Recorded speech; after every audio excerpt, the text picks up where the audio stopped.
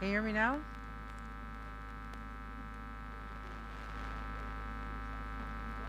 Hello. I think it's slowly coming across. Do we have sound?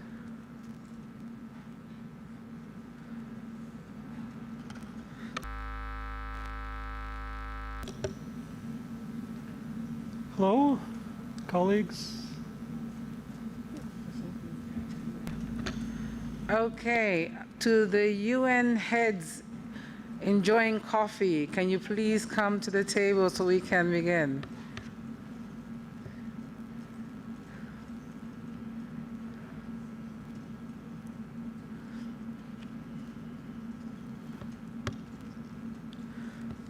Okay, we have gender balance in this room, right?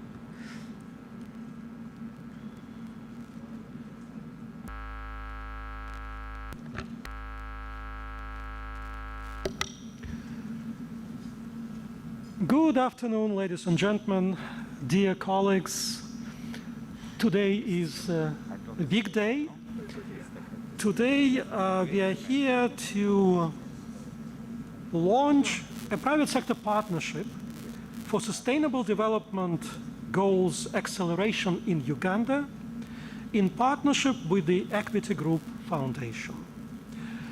This meeting follows the recent meeting of the New Generation UN country team, which discussed our engagement, the engagement of the UN system in Uganda with the private sector in acceleration and furtherance of the Sustainable Development Goals.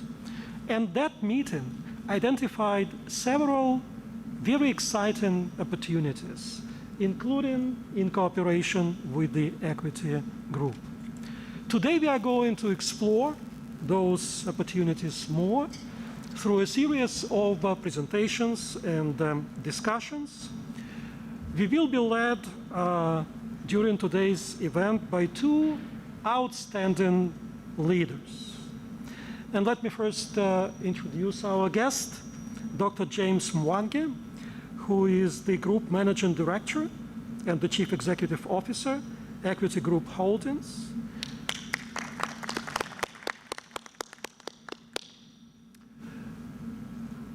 Who, rising from very humble beginnings, created and brought the Equity Group to the state where it is now as one of the most significant financial institutions in East Africa. And we are also going to be led by our beloved Ms. Rosa Malanga, UN Resident Coordinator and Designated Official for Security.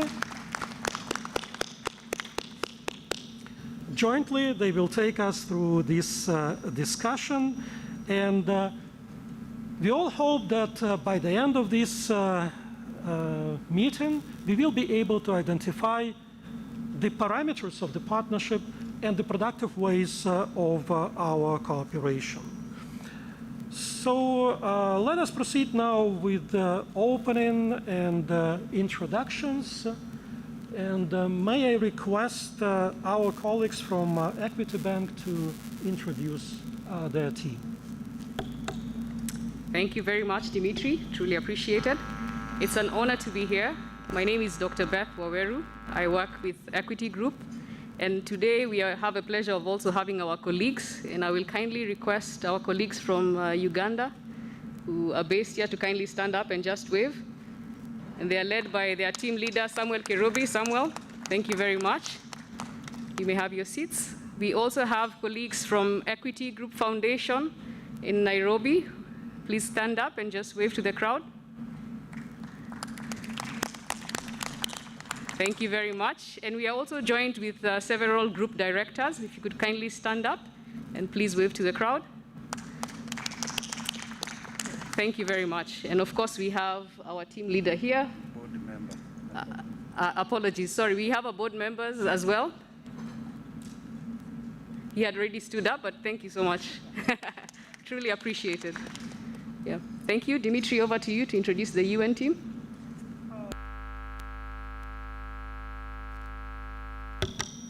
Thank you so much, Betty. May I request the heads of UN agencies present to introduce themselves, please?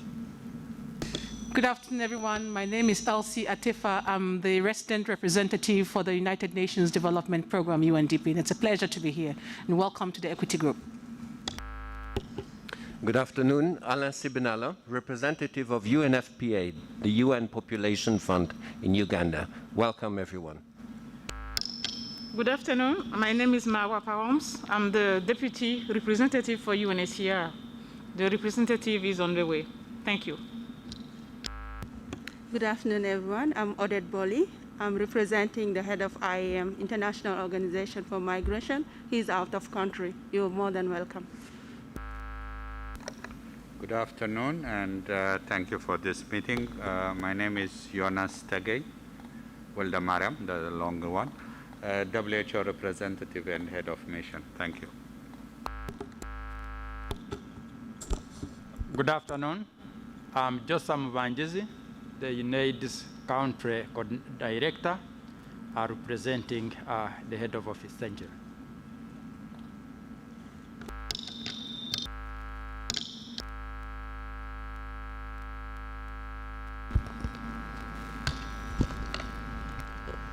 Good afternoon. My name is Stephen Opio. I am a Chief Technical Advisor with the ILO and OIC for ILO in Uganda.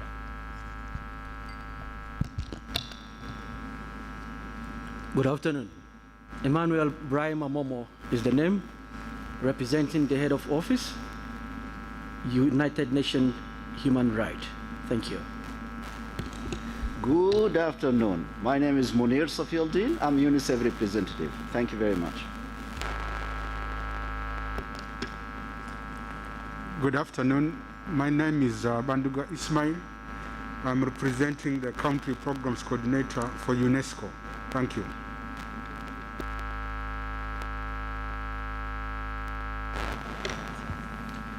Thank you so much for your introduction, and allow me to introduce myself.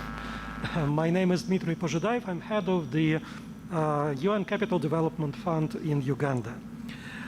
So as you can see, colleagues from the Equity Group, we have a very varied representation of different UN agencies with different thematic focuses and different mandates, but all working towards the same objective, or objectives if you wish, which is the Sustainable Development Goals. And we hope that this will be the foundation for our continued cooperation. With this, allow me to give the floor for welcoming remarks to the resident coordinator, Ms. Rosa Malango. Good afternoon, everyone. Welcome to the Pearl of Africa. I also want to take this opportunity to recognize our colleagues who are following online from several organizations, some of them based here, some based in Addis, others based in Nairobi, and two from our New York headquarters. So Dr. James Mwangi, Group Managing Director and CEO, Equity Group Holdings, Equity Group Foundation. Mr. Samuel Kirubi, Managing Director of Equity Bank. Distinguished representatives of the Equity Group and Foundation, colleagues of the UN system in person and online, ladies and gentlemen, all protocols observed. I am very pleased to welcome you all to this important partnership meeting between the United Nations system in Uganda and the Equity Group Foundation on private sector partnerships for sustainable development goals acceleration in Uganda. I would like on behalf of the system to convey our appreciation to Dr. James Mwangi for honoring the pledge that he made 3 weeks ago during the New Generation UN Country Team meeting on private sector to come to Uganda and meet physically with the leadership of the UN system in the country. Thank you for honoring your invitation. I am also very happy that we have such a wide representation of the UN system with us here today, working alongside the Equity Group and the Equity Foundation, and I wish to thank our colleagues for connecting from the regional and headquarters offices.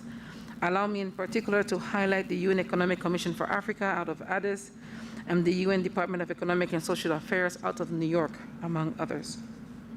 Today's partnership meeting is held in the framework of the reform of the United Nations system, which came into effect 2 years ago on January 1st, 2019, as mandated and guided by the UN General Assembly Resolution 72-79. This timely reform encourages UN country teams to deepen their engagement with a more inclusive group of partners, including the private sector, in order to support member states to accelerate the implementation of the Sustainable Development Goals. But today's meeting is also in line with the Addis Ababa Action Agenda, which recognizes the critical role of the private sector as partners in the implementation of the SDGs. Equitable partnerships informed by shared values remain at the heart of our efforts to drive the implementation of the 2030 Agenda if we are to succeed, especially in the new global environment.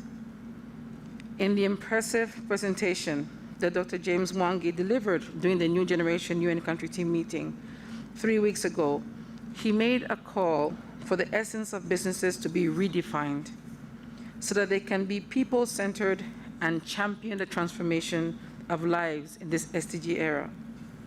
We as United Nations applaud this approach the Equity Bank has developed to have a twin engine of growth, expanding opportunities and connecting people from the bottom of the pyramid so that they're given the tools for sustainable economic transformation.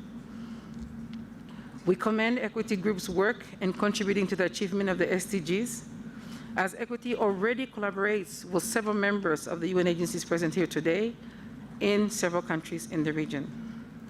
I welcome your commitment to enhance this partnership by identifying new areas of collaboration as we attempt to accelerate the SDG implementation in Uganda. Ladies and gentlemen, the United Nations system in Uganda is comprised of over 29 UN entities that are implementing the UN Sustainable Development Cooperation Framework for 2021-2025. We are focusing on transformative and inclusive governance, shared prosperity in a healthy environment, human well-being, and resilience. We are informed by the Third National Development Plan, the National Vision 2040, the commitments in the East African Vision 2050, the African Union Vision 2063, and of course, the SDGs. As we design the new cooperation framework, it has been supported by UN Common Country analysis that revealed low access to financial services, ineffective extensions, deficient market information, and lack of access to markets as some of the key challenges impacting Uganda's economic growth. The COVID-19 global pandemic has caused severe economic hardship across the world, but it also had a huge impact on Uganda's economy. At the same time, it also provided an opportunity for developing countries like Uganda to further appreciate the need for domestic production, to exploit opportunities in regional markets, to build more resilient and people-centered healthcare systems, and to fast-track the migration to digital systems.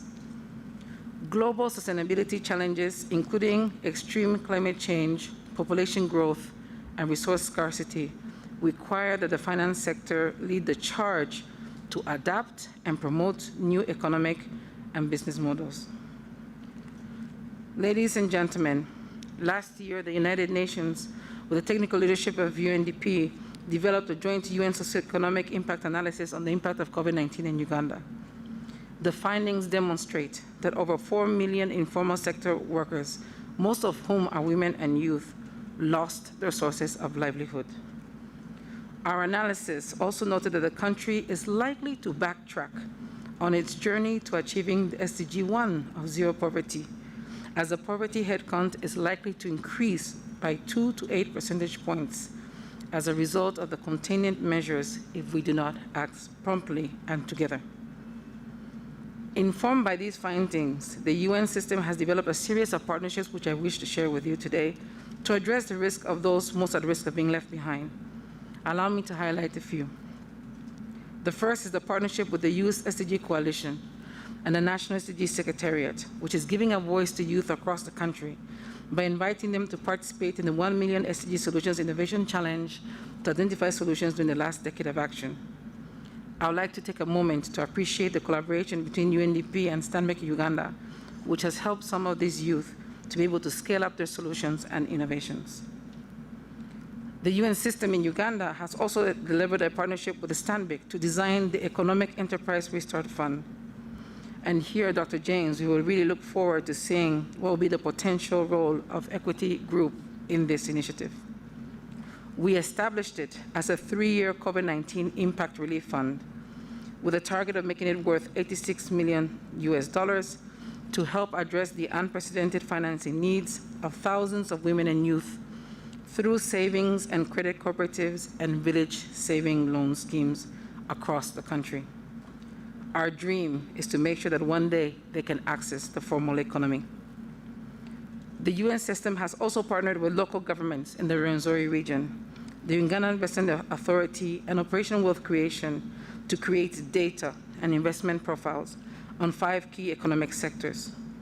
This is part of our efforts to unlock and promote development investment across the peace, humanitarian, and development nexus. Still within this realm, allow me, Equity Group, to highlight the fact that Uganda, the largest recipient of refugees in Africa, is also the home of the most transformational refugee response that is a global response model. We welcome the fact that you have contributed to this refugee response, and we would like to see what are the models from that partnership that we can take to other sectors. So I invite you to visit our website, www.uganda.un.org, to read more about the extraordinary activities of the UN family in consultation with partners in this beautiful country. As I conclude, ladies and gentlemen, allow me to recall that during the recently held 3rd New Generation UNCT meeting, we adopted the establishment of the SDG private sector platform in Uganda. I want to call on Equity Bank to not just support this initiative, but to join this platform as an active participant. I am very happy that as we meet today, we are establishing a pathway for closer collaboration and the development of tangible partnership results across the UN system. As you participants review the briefing notes made by our fantastic joint technical teams, you will see the areas of partnerships proposed in the UN Equity Bank Joint Program on enhancing social impact through the SDGs, which we'll elaborate on later. So on behalf of the United Nations system in Uganda and the UN Secretary General, I reiterate our commitment to continue leveraging new partnerships to support private sector leaders to apply your extraordinary creativity and innovation to solving sustainable development challenges in countries like Uganda. I look forward to today's discussions on critical challenges, innovative solutions, and opportunities for transformational partnerships in support of bringing the Sustainable Development Goals to life in Uganda. I thank you for your attention.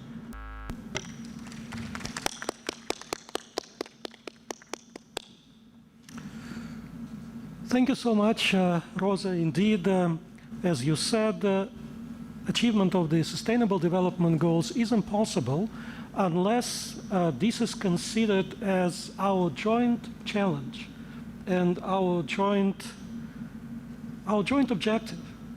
And the participation of the private sector is particularly important as we are moving towards strengthening the interaction mechanism between the UN and the private sector. And this is a win-win situation. This should benefit both partners in terms of creating new opportunities and, of course, in terms of improving the lives of Ugandans, which is our ultimate objective. With this, allow me to give the floor to our guest, Dr. James Mwangi from the Equity Group and also the Executive Chairman of the Equity Group Foundation. Thank you very much, Mr. Dimitri.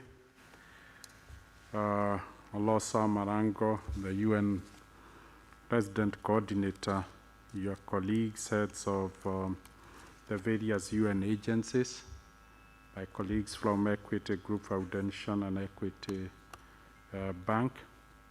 Today speaks to my heart in a very special way. It's culmination of a personal contribution and learning with the UN agencies. I've been involved in 4 different advisory boards over a period of 18 years.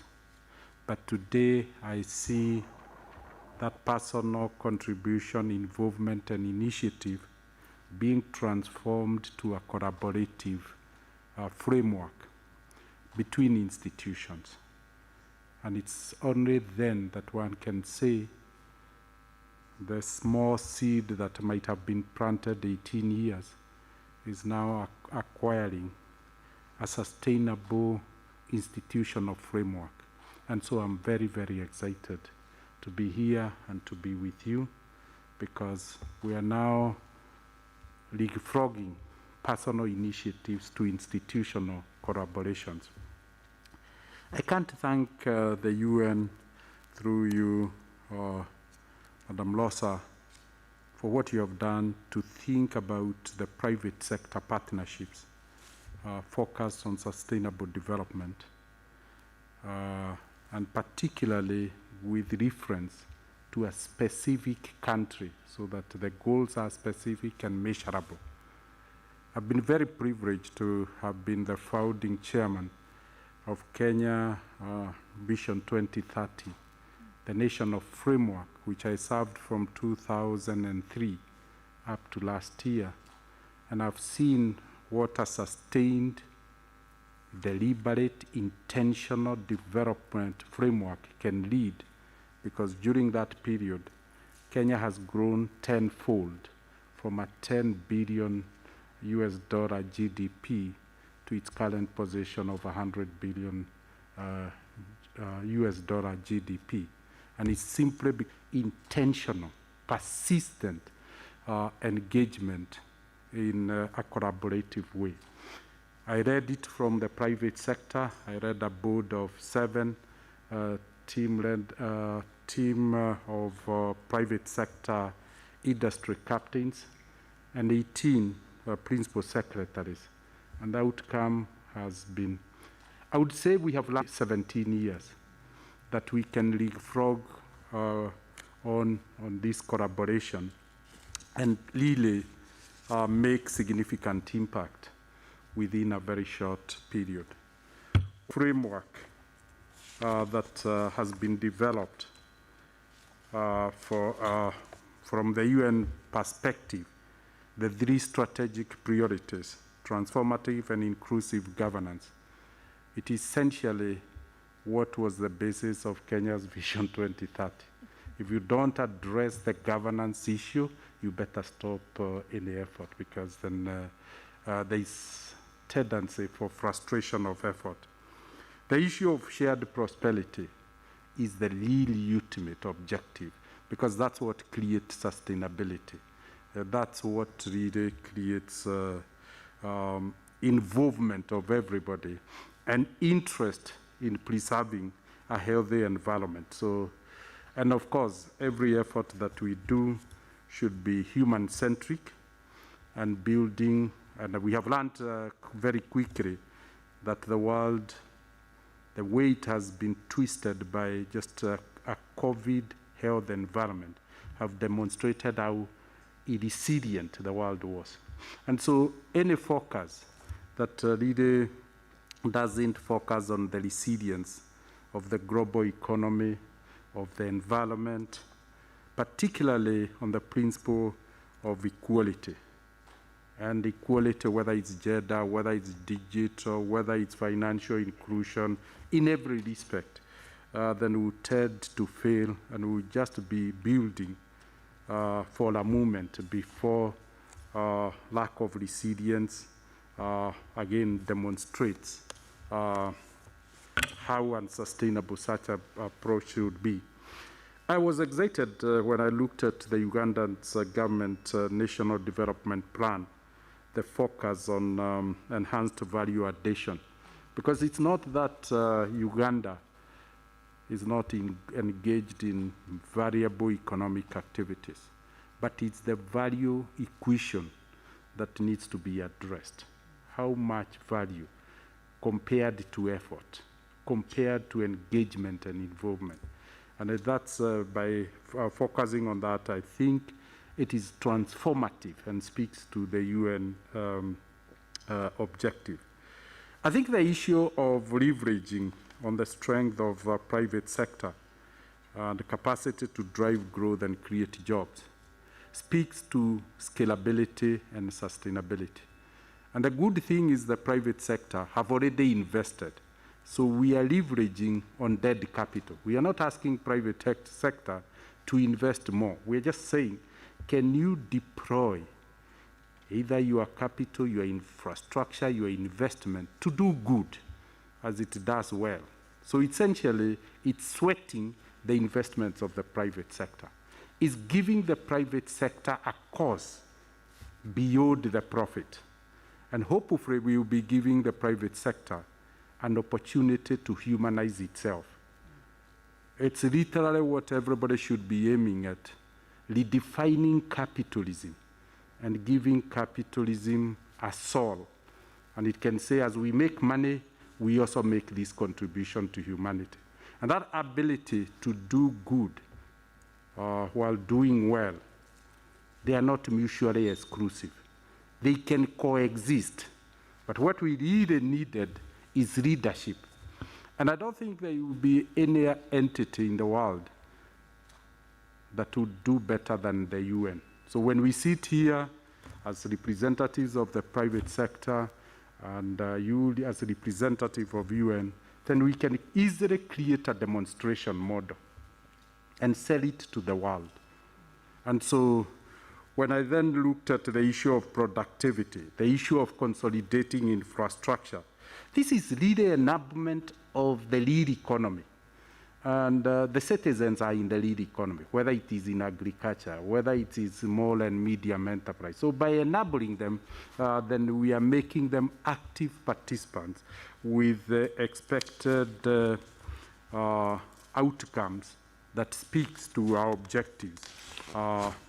When I look at Equity Group, we devoted ourselves to a twin engine of social and economic pursuit. We pursue profit through the economic engine, and then we say 2% of our entire revenue should be given back to the community that is the host community. We are not talking about profit. We are talking about revenue. Whether you are making money or you are not, you must remember you survive on the license and operate on the license of the host community. So the host community is entitled to a return like any other stakeholder, whether it's the employees, whether it is the shareholders, whether it's the government in terms of taxes. And so that model of giving 2% of the revenue, which essentially with a cost-income ratio of almost 50, it means almost 4 to 5% of the profits of the bank are given to the community. And that can be given in kind or in cash. In kind, because the biggest you can give community is the skills and the competencies of the private sector, of the people seated in this room.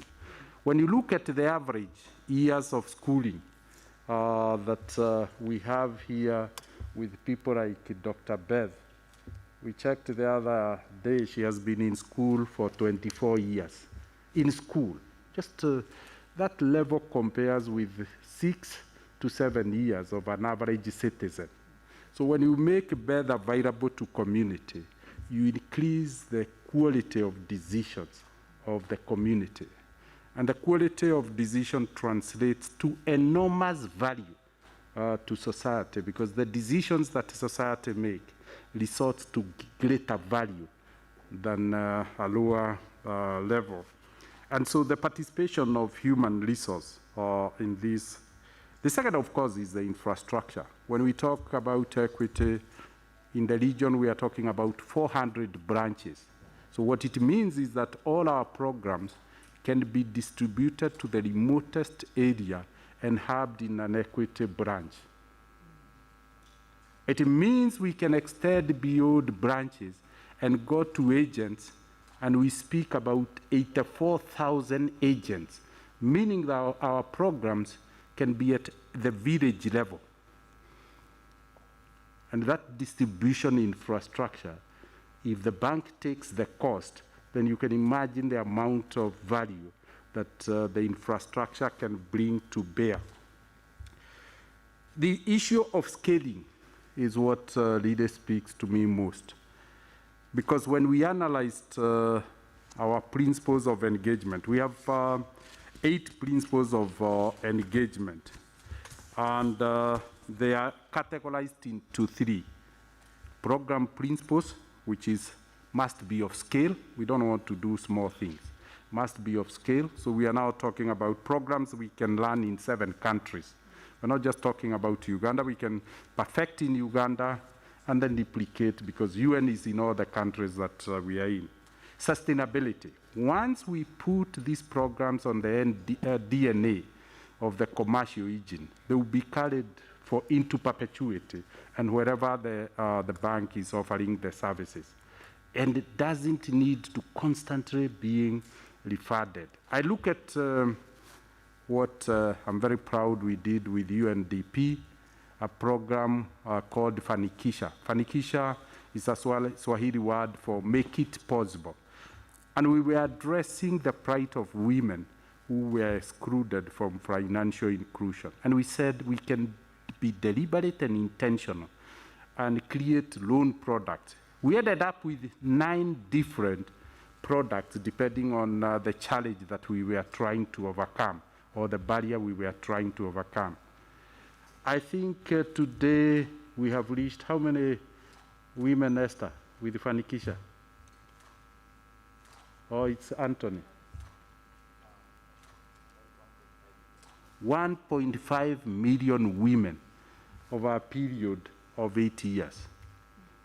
And at the program, we conceived it, we were trained, capacity was built by UNDP from experts from India over a period of 6 years.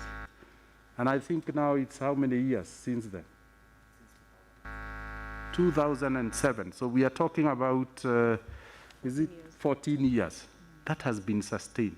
Now you can imagine the return that UNDP has got with a reach of 1.5 million. That is what we talk about sustainability. Once you embed a program on the private sector.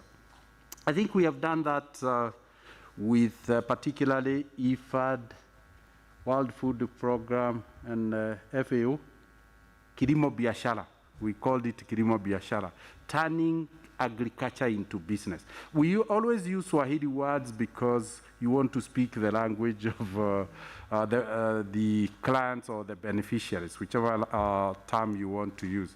And essentially, IFAD funded us in 2008. And since then, it was adopted, scaled by European Union to a scale of 12 times what IFAD did. And then it was adopted by the bank as a mainstream product.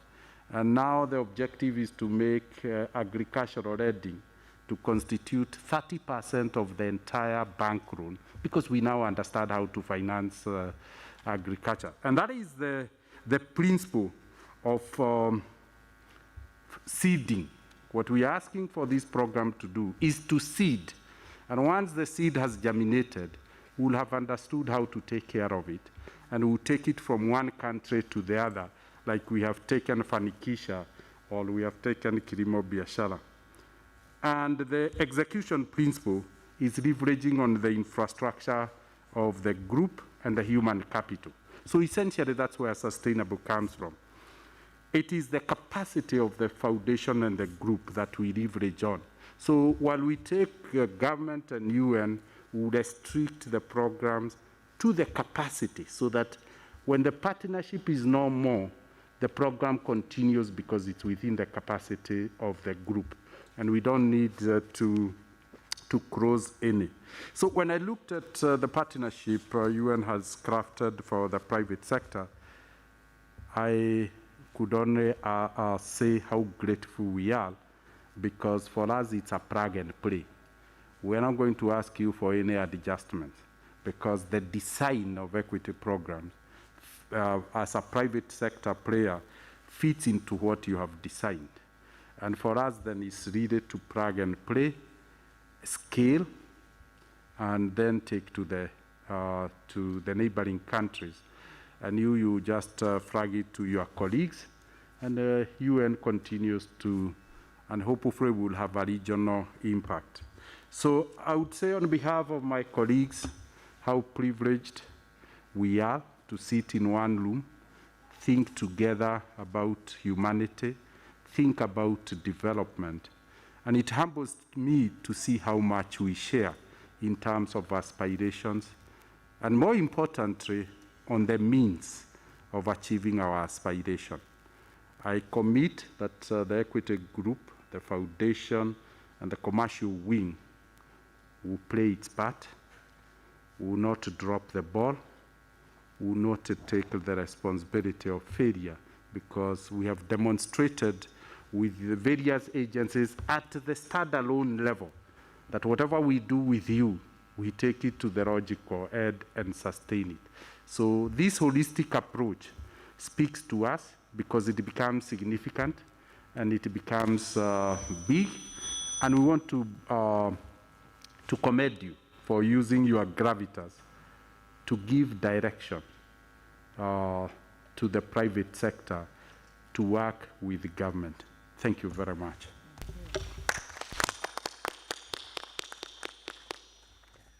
Thank you so much for your very rich, welcome remarks and for your commitment, Dr. Mwangi.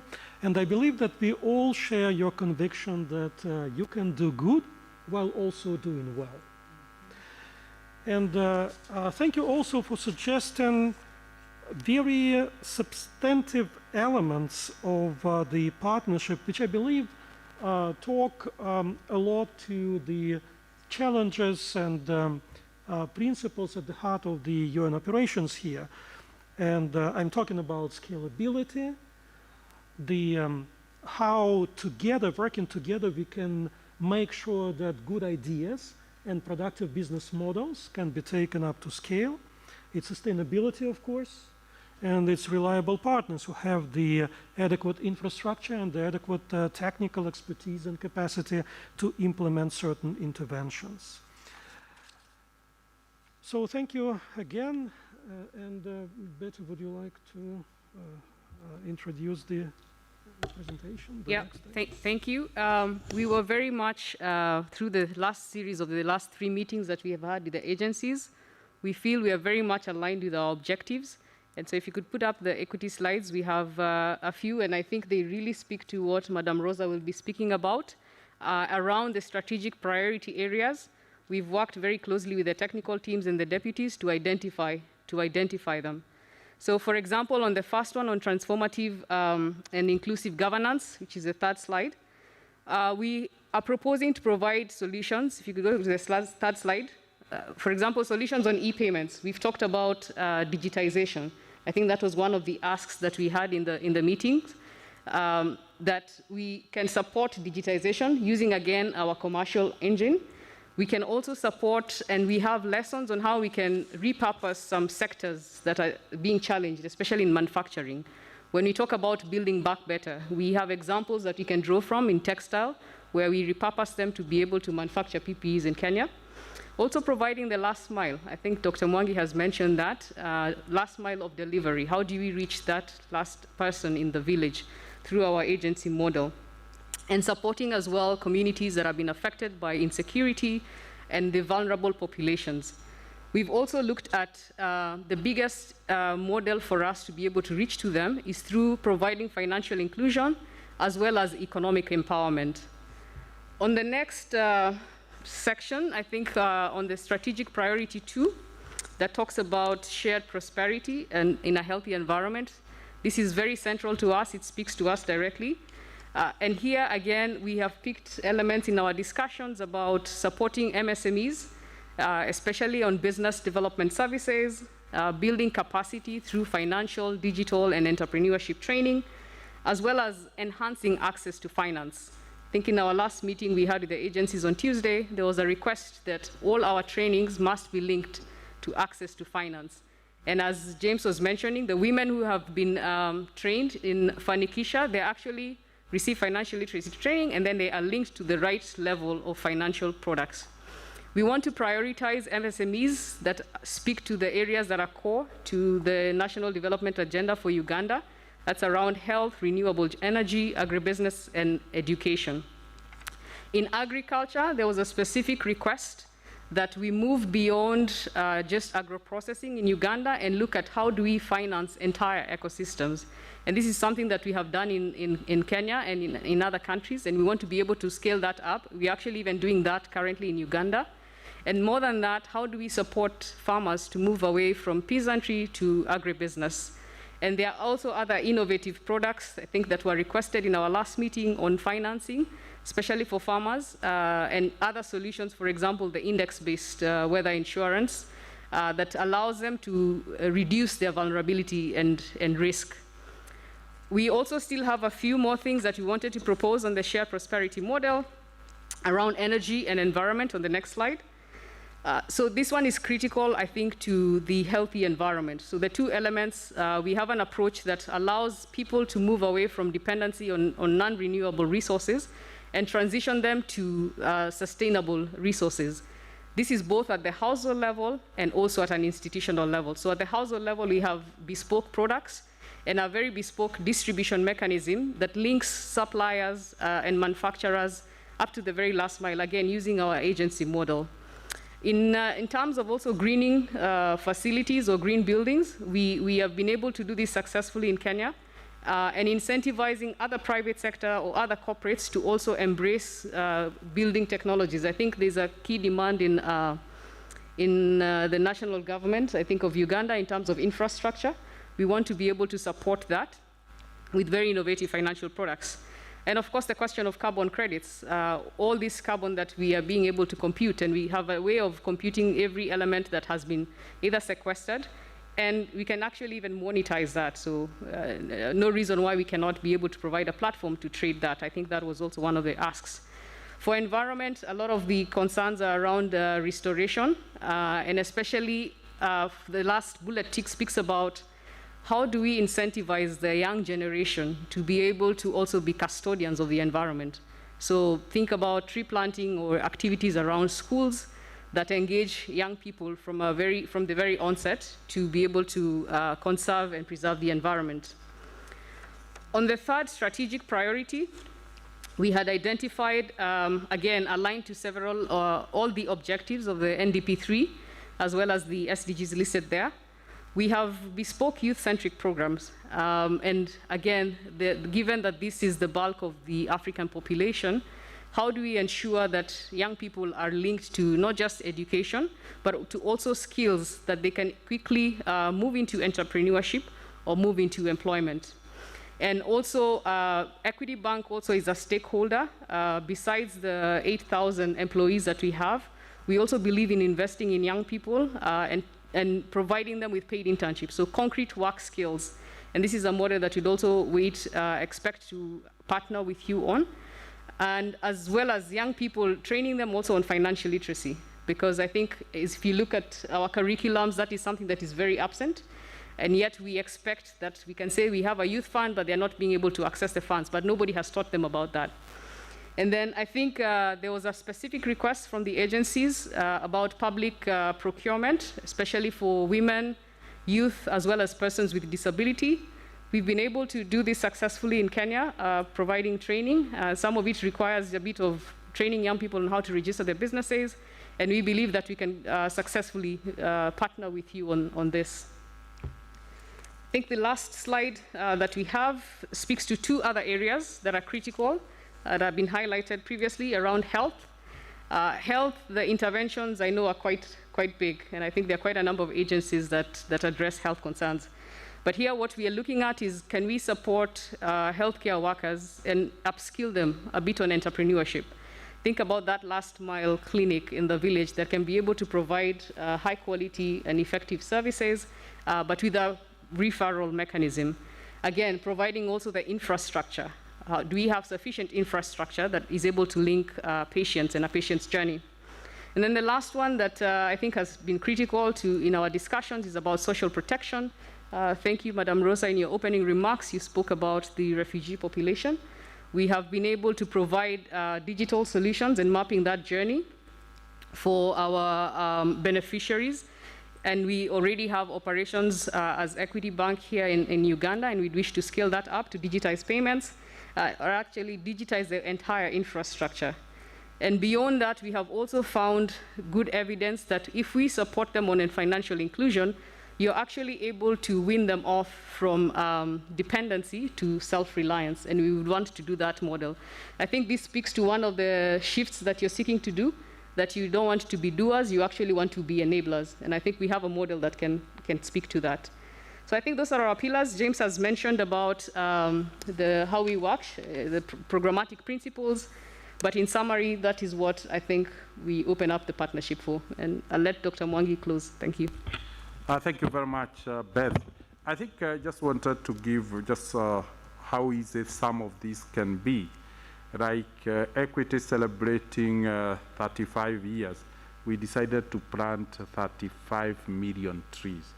And essentially then what we did was to partner with the schools that we have Wings to Fly kids. And in one season, last season, we planted 1.6 million trees in schools. Then we realized the schools would use wood fuel for cooking. We approached the government and we said we could be able to reduce the cost of cooking in schools. And the government signed for us to convert 30,000 schools that were using wood fuel to use renewable energy. And we financed that over a period of 6 years. The cost, Eric, has come down by 40% to the school. So you are not only saving cost, but so you can see it's to design the program. It benefits community because it reduces the cost by 40%. It ensures that the schools are green because they are not using trees for cooking. And so it becomes pretty easy to do such programs. So it is leader working with the government, and that's why I see the government policies would be very key. And I think the UN here is where you would take leadership to carry the government along in the partnership. And we take leadership in execution, because that's what we do best, just execute. And that, I look at health. We have so far sponsored 36,000, almost 37,000 kids to secondary education, 17,000 to university.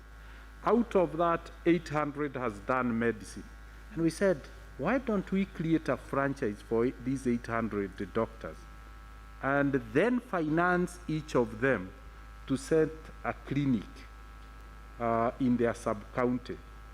In just 1 year, we have now set 39 clinics. Monday, we are hitting 40 clinics in 1 year. So in just that 1 year, they have seen how many visits, patient visits?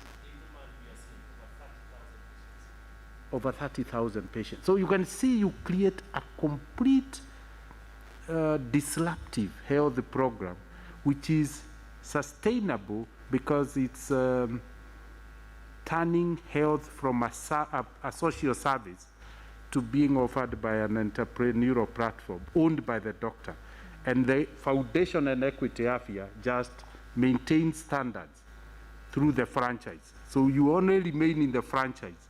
And then procurement, we do global procurement for their drugs or the prescriptions that they are giving. And then we give them the backbone of the IT system of the bank. They don't need to, so you leverage. So essentially we have seen some of these things sitting together with the UN team, given your experience, you have been in this field for a long time, as we have been operating banks for 38 years, we could see how we overlap, and then we run away with it as you plan the next one, and then lobby with the government. Thank you, Beth.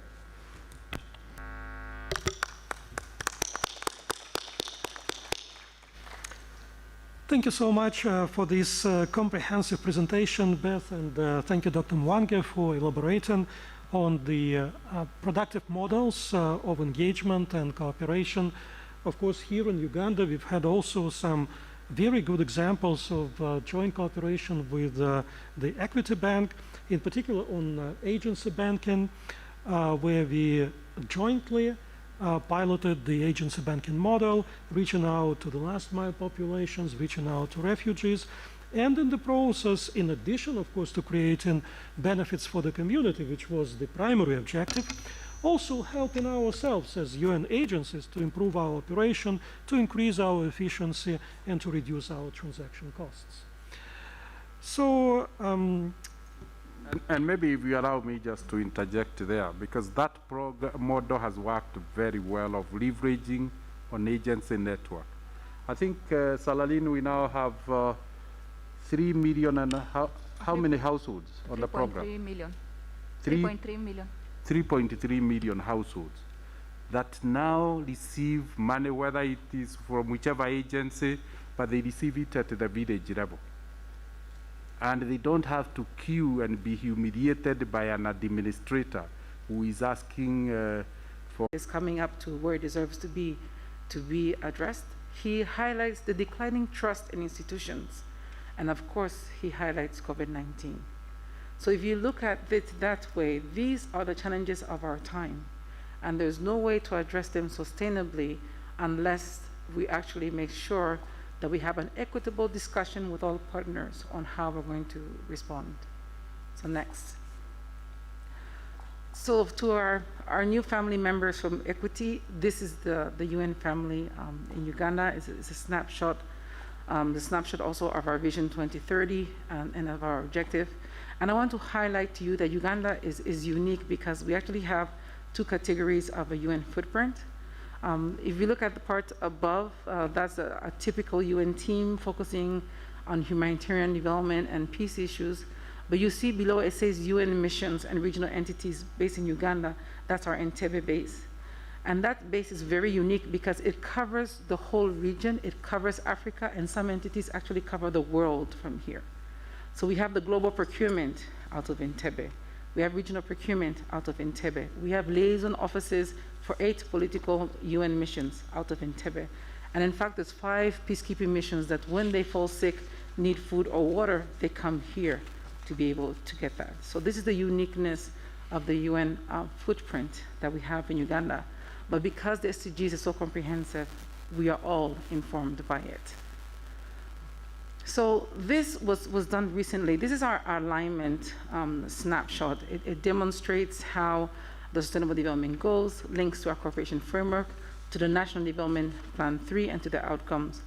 And in particular, it talks about what are some of the shifts that we look forward to undertaking. So we're shifting towards a knowledge economy. We're shifting towards a digital economy.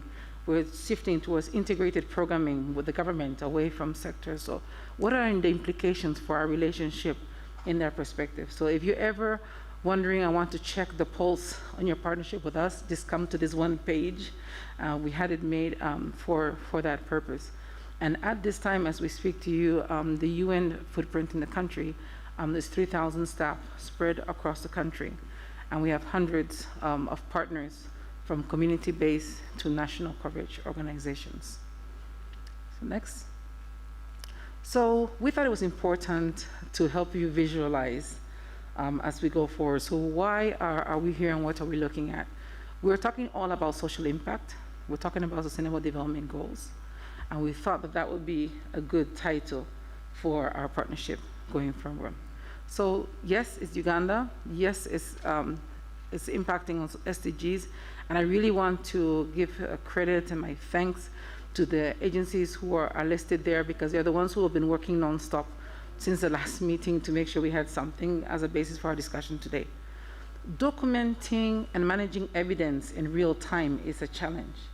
But from the UN standpoint, it's an opportunity. because we actually, through our networks, work with the people at community level, and we also work at the national level.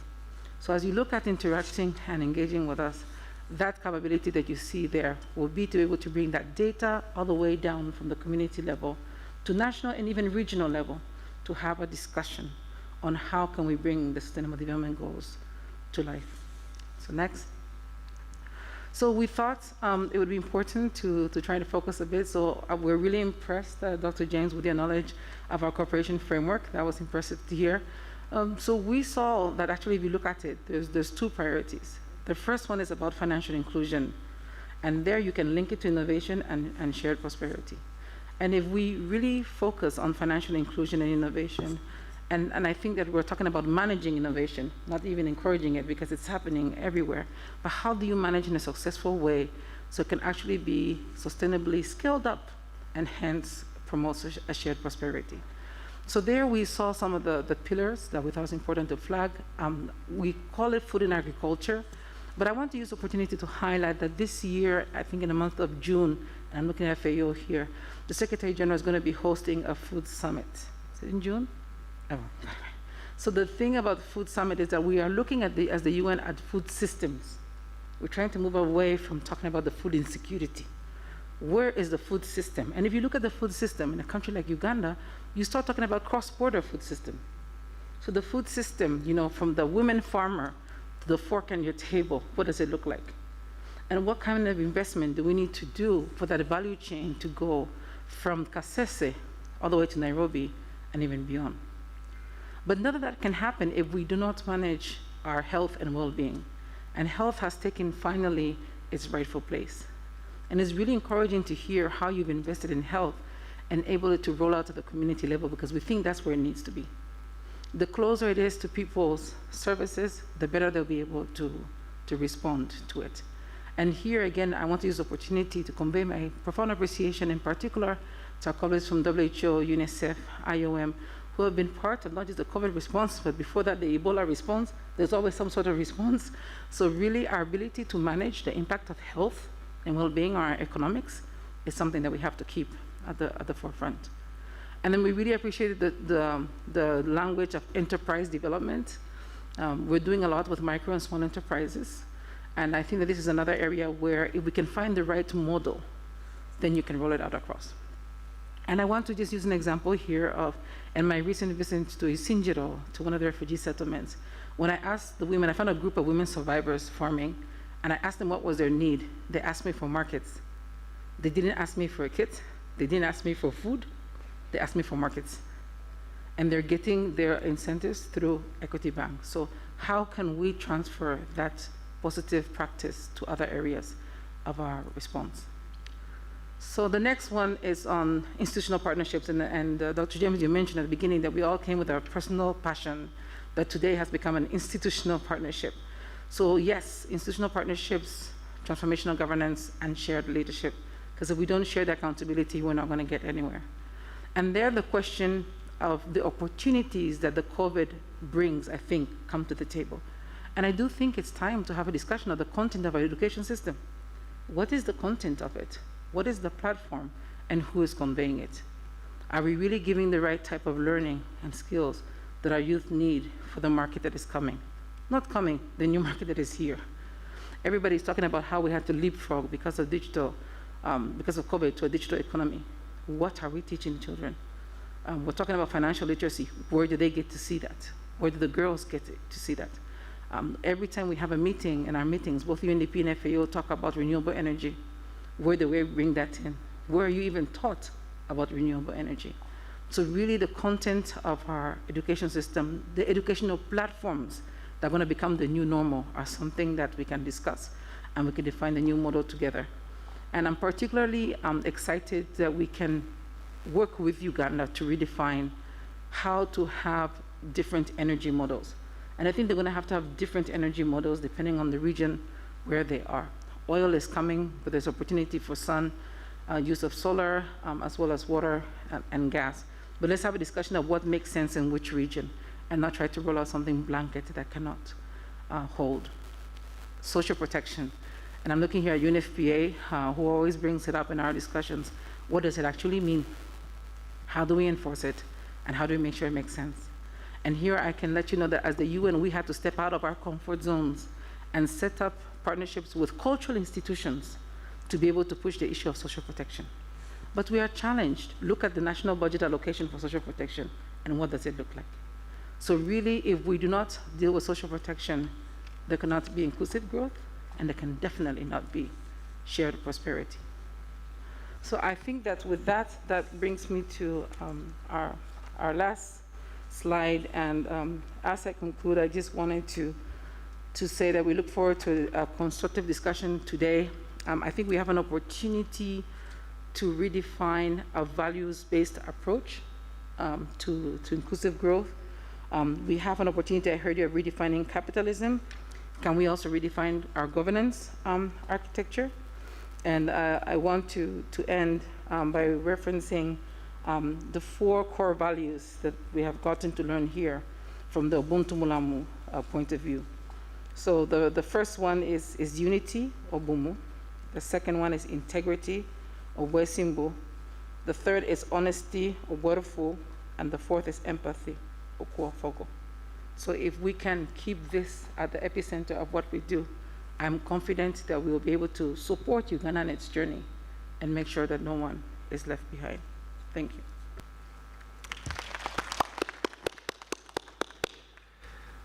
Thank you so much, Rosa, and thank you for unpacking the complexity of the UN operations into these few very intelligible slides, and for suggesting, again, the models and areas of cooperation that can really form the core of this emerging partnership between the UN system in Uganda and the Equity Group. And now, as we proceed to discussion and reflections, we hope that we will be able to hear from those present and also from our colleagues who are joining us online. I believe that we have colleagues from the Department of Economic and Social Affairs, as well as our colleagues from the UN Economic Commission for Africa.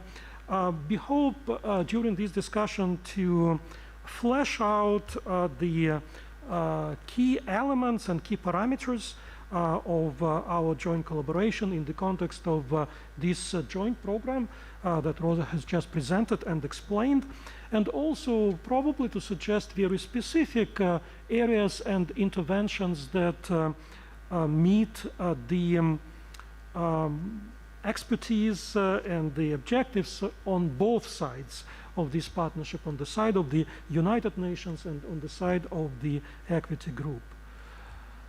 So, Beth, would you like to take over from here? Yeah, thank you. And I think there were 2 other questions that had come through from our meeting on Tuesday, and I'd like to invite Dr. Mwangi to mention about how we work with the diaspora. I think supporting diaspora investments back into the country. James. Thank you very much. I think on diaspora, there are 2 things we have learned. One, the social payments. The UN agencies and the states or governments themselves have been providing safety nets to the most vulnerable. But we realize most of the vulnerable have had family members who have gone to seek opportunities in the diaspora. So we decided, how can we complement social payments with family social support? We call it family social support. And we developed the Diaspora Directorate. And the Directorate has really shocked us by seeing how much flows come through. At the moment, I think the biggest flows are coming to Uganda from families. Kenya is second. But in the region of 6 countries, we're able to process from $500,000 to $1 million every day of social payments. Support structures, whether it's school fees, whether it's medical support for families back at home. And we felt maybe we could purpose to formalize that structure, but take it to the next level, such that it supports investments back home. Instead of it being social, it becomes sustainable.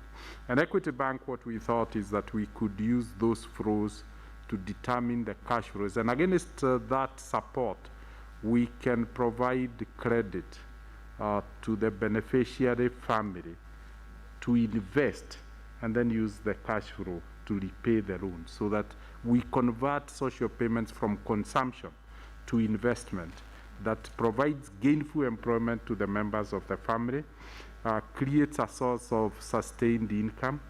And what we thought we could do is to train.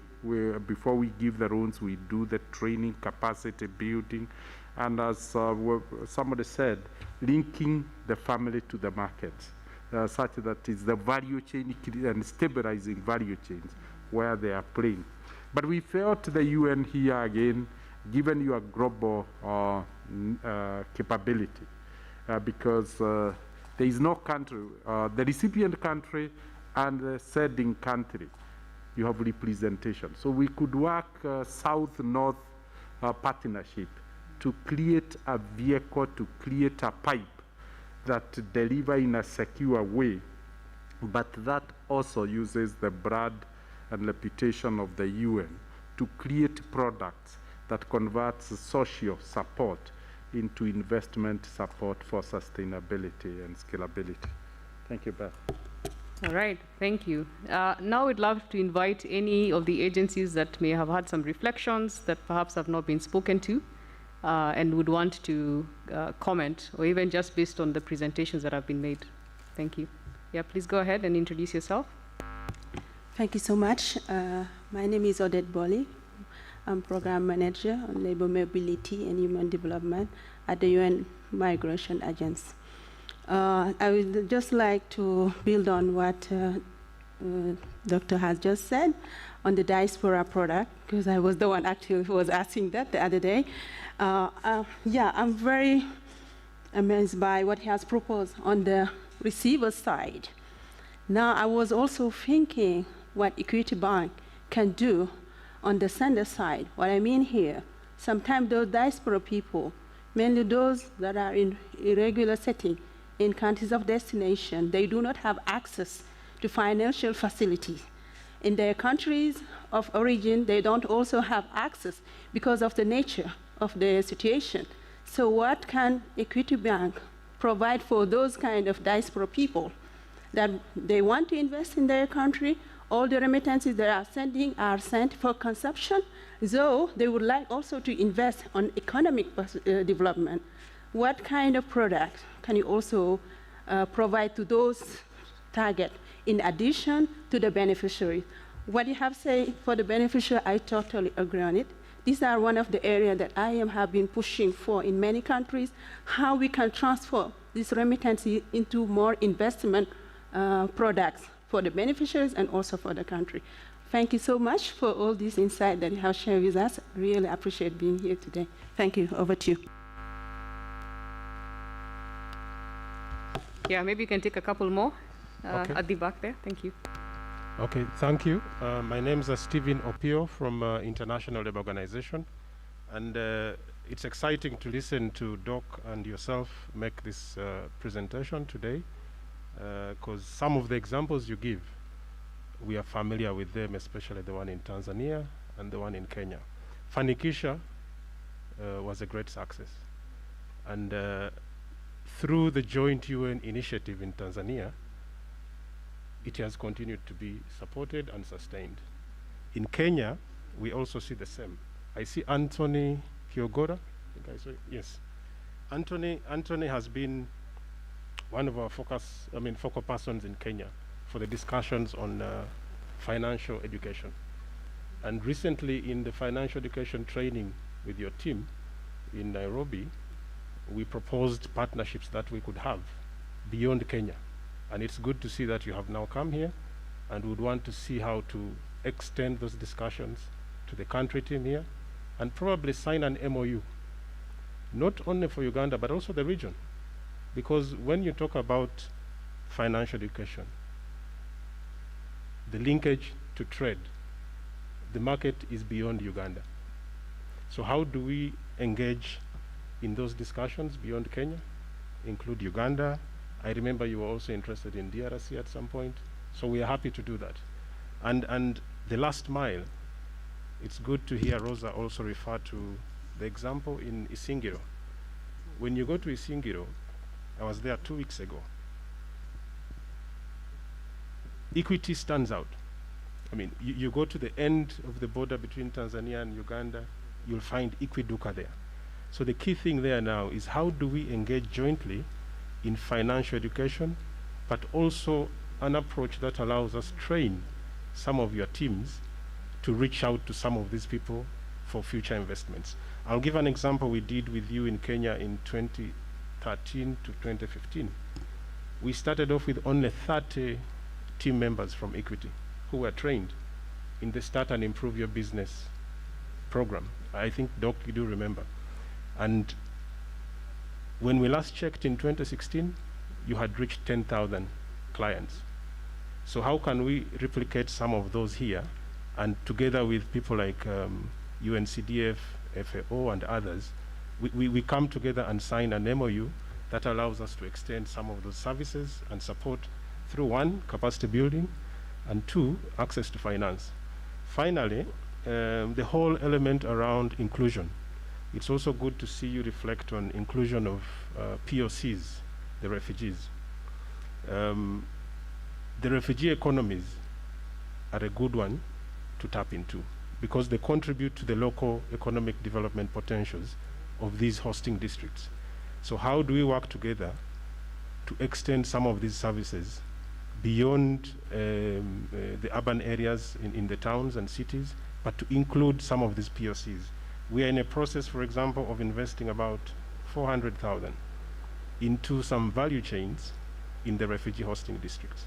So how do we work together with you playing the BDS role? Because we are not going to play that role as the UN. We can only facilitate. But how do you play that role and link it even to markets? So there's a big potential, and I would just want to say thank you. And we look forward to these discussions, including on the index base for weather insurance. Because if we are talking agriculture, then we need to have these connections. And this is capacity, like Rosa says, is available within the UN. I like the example you give of doctors, 24 years in school. If you look around the room as well, you have that expertise within the UN country team. How do we make it work? Thank you.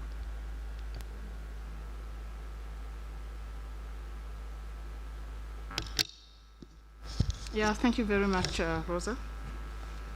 I introduce myself again. My name is Mawa.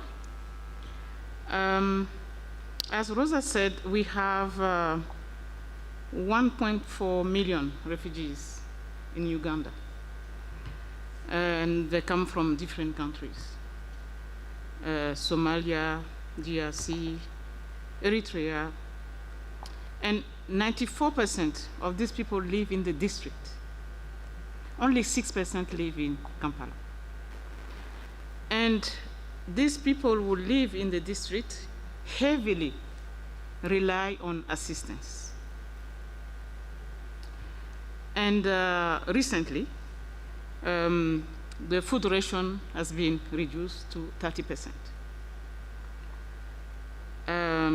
We all know, when I told you about the countries where they come from, these people are not going to go back tomorrow. We find ourselves in a protected refugee situation.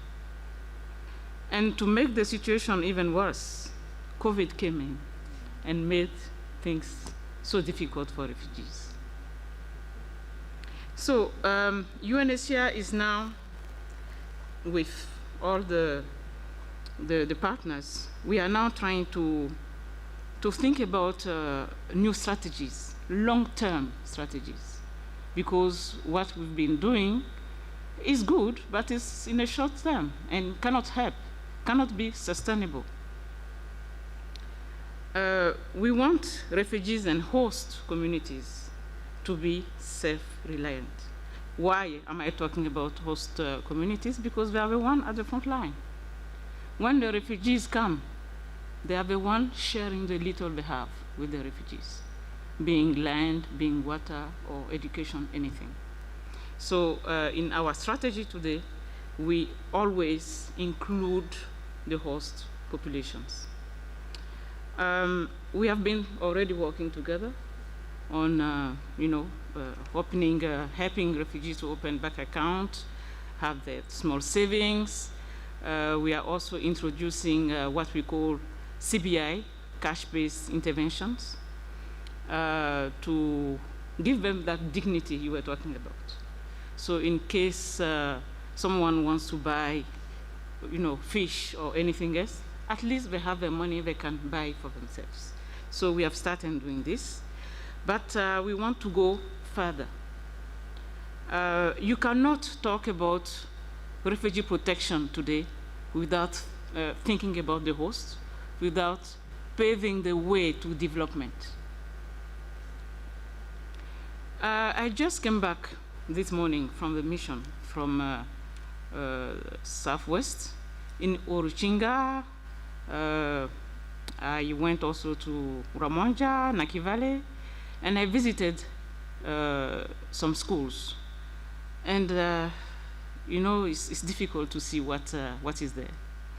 You see the ratio 1 teacher against 146 students in a classroom. You see schools where there is no water.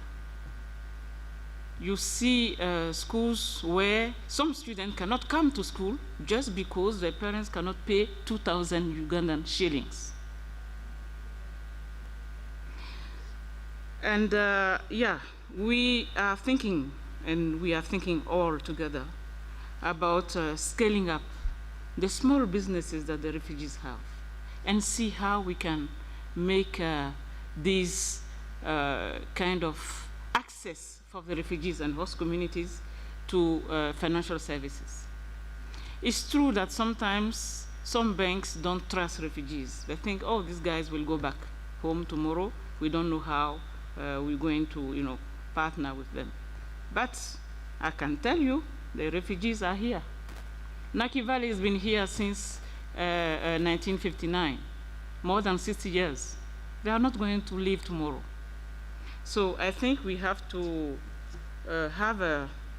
change our mindset and perceive refugees as my colleague was saying, agents in the community who boost the economy, who boost education, who boost the new skills. Because sometimes they come with their new skills. They know things. It's not because I'm a refugee that I don't know. It's just because the situation has put me in this situation. So what I mean here is that we have to change our mindset. We have to include refugees in all the program we are doing to see them as an element that can boost the economy. And not only in Uganda. I've been working in many countries. And when you go to places where refugees have come, automatically you see after a few months that the economy is boosting because you have new people coming in, you have new skills coming in. What I want us to think about is to see how we can work with either the district directly, because the districts are also at the front line of receiving refugees, or maybe from the central government. This is something that we have to think about. How can we work with these bodies to scale up all the opportunities on the ground? In terms of environment, you spoke about it. In terms of water, especially water. In terms of vocational training, a lot of youth don't go to school. In this 1.4 million refugees we have, 59 are under 18. And in this 59%, you have 86% who don't go to school. So these people are there, doing nothing, and at the end of the day, we meet protection issues. A lot of cases of early pregnancies, a lot of cases of early marriage, idleness, drug abuse. So by helping the parents, by helping the youth, I tell you, we can tackle a lot of problems in the ground. We are already working with the World Bank, and they do it through the central government. We've been rehabilitating teacher accommodations, health centers, roads. But we can also do more. There is so much we can do. And I think that working together, and this is a very beautiful opportunity for us, we can do more, as I said, by changing our mindset, by working with the district, by also, why not, working directly with the refugees, instead of these small-scale things that we are doing, businesses we are doing. Why not think about big farming projects that can have refugees and host communities together, that can produce a lot of income and make work available for the youth in both communities. I know that we are here to discuss, and these are ideas I'm flagging, putting on the table for further discussion. Thank you. Yeah, thank you very much, Rosa. CEO Mr. Mwangi and colleagues, it's really a pleasure to hear you. You're very eloquent and very clear take on how you see the partnership, and I must say I'm humbled to really see that all the personal investments that you have made over the 18 years, I think, have resulted in us meeting you at the position that you're currently in. So it's really very heartwarming, and thank you for your time. You mentioned governance and leadership in your opening remarks, and I would like to really refer to those and what happens in case they aren't at the level where we would like to see. And they are maybe not always at the level in a country that is politically complex and socioculturally complex as well. So I'm not putting any judgment on this, but what do we do when that is the case? And I'd like to go back to the very basic personal definition that I'm going to give on human security. Because financial literacy and security is very, very important, no doubt about that. But human security basically is standing on two blocks. One is, as Rosa said, social protection, and that is still, unfortunately, in East Africa, in many African countries, a concept that is being worked through, right? Social protection. With the necessary institutions and legislation that need to be put in place. But the low-hanging fruit really, in terms of assuring human security, is to make sure that the population have access to their basic rights. And when you hear basic rights from a representative of UNFPA, that means that when a population grows at 3% every year, with a total fertility of 5.4 children, it is a very strong increase of a population that has most of its youth, that most of it is young people, and most of its youth is unemployed. Now, all these wishes and plans that we have for socioeconomic development and that the country has for its socioeconomic development, its national development, will not work when the economic growth is not matched, at least, and will also not work, and I'm glad that my colleague from UNHCR mentioned it, when 1 out of 4 adolescent girls is pregnant or has already given birth to at least one child. And when these girls are subject to gender-based violence and do not have a choice to just make a very simple decision. Do I want to engage in sexuality or not? And if I do, how many children do I want to bear? Because how many children can I afford? So going back to this, I think it's very humbling that we have Equity Bank and also the foundation here with us today, because within all of that work that is being done, and I like the way you mentioned the in-kind contribution, and you mentioned skilling and education. Let us not forget that the basic right to know about your body, to know that when you do something with a boy at a certain age or with a girl, there is going to be a repercussion. So I just want to make a plea that we do not forget education on and around sexuality, but also really having access and having the means, although it doesn't cost a lot, but really access to modern methods of family planning. And last but not least, and I think that really makes the notion of social protection less abstract, is what my colleague has said, making sure that the three fundamental systems are strengthened. And that often goes through infrastructure development: health, protection, and education. Thank you.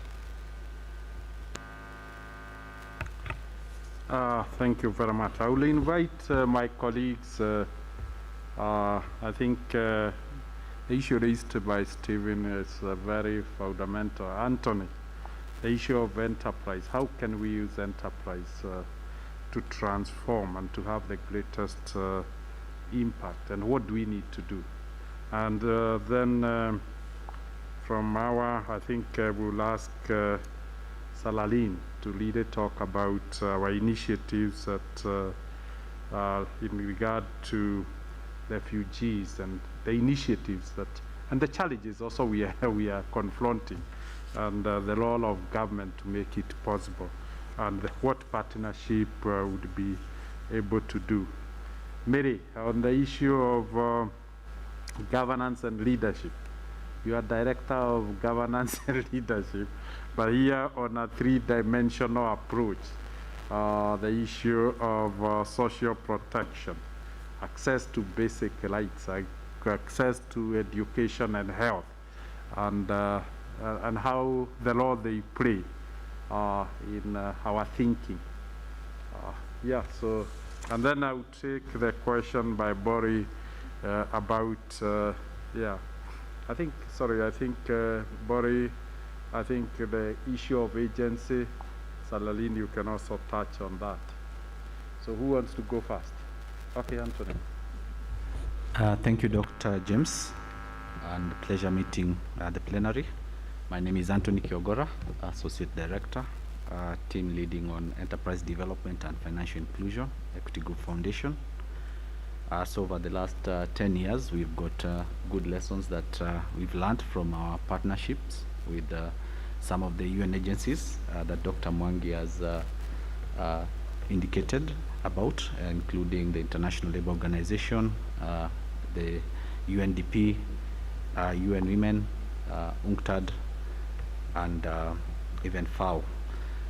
Basically, the problem that we've been trying to tackle is the youth unemployment issue that affects East Africa largely, and mostly Sub-Saharan Africa, where close to 70% of youth in the age where they can be able to do work don't have decent work, or are unemployed, or are totally unemployed. And over time, we've established what works as a private sector institution. Includes three things. One, which has been extensively discussed, that is upskilling through capacity building, where we've adapted some of the global best practice curriculum, the Start and Improve Your Business curriculum. We've also used the UNDP Enterprise Development Advisory Model and the Empretec for the UNCTAD, the trade agency. So in terms of championing decent work, we've seen if you combine capacity building with access to financial services by unlocking financing to these vulnerable segment that is characterized by insufficient credit history, inadequate collateral, and weak and seasonal cash flows because of the nature of income generating activities they run that are not sustainable, then we're able to achieve better results. Looking forward, but also the technical assistance that Dr. James mentioned, where we birthed the Fanikisha product in partnership with the UNDP and the UN Women to ensure gender inclusion in offering those formal financial services. We combine these three aspects together with the business development services that enable support to access markets, to access inputs or raw materials, and those that provide those to these micro and small enterprises. Then we tend to have sustainable results, and we've documented this with the support of ILOs in the various impact studies that we've been able to conduct over the past 10 years. We do have an ambitious goal for East Africa of creating over 25 million economic opportunities, especially for the young people and women, to be more self-reliant, to have sustainable livelihoods, and improve the incomes for those households they belong to. So we'll be happy to have a broad-based coalition that can be able to jointly tackle this challenge in a sustainable way that is also embedded in the commercial engine of a private sector entity. Besides that, we are also cognizant that with the digitization, we need to migrate these informal micro and small medium enterprises from both subsistence entrepreneurship and also doing business in an analog way to take advantage of the opportunities that come with the digitization. And so we do offer also digital literacy, especially for micro and small medium enterprises, refugees, farmers, and even the host communities that we serve. And we believe by doing this, then we'll be able to also scale up and significantly reach the underserved demographies with these interventions. Besides that, we'll also be happy to explore technical assistance facilities that will enable to improve our institutional capability in terms of improving the products, improving the people that serve these unique segments, so that we can be more effective in our non-financial services delivery.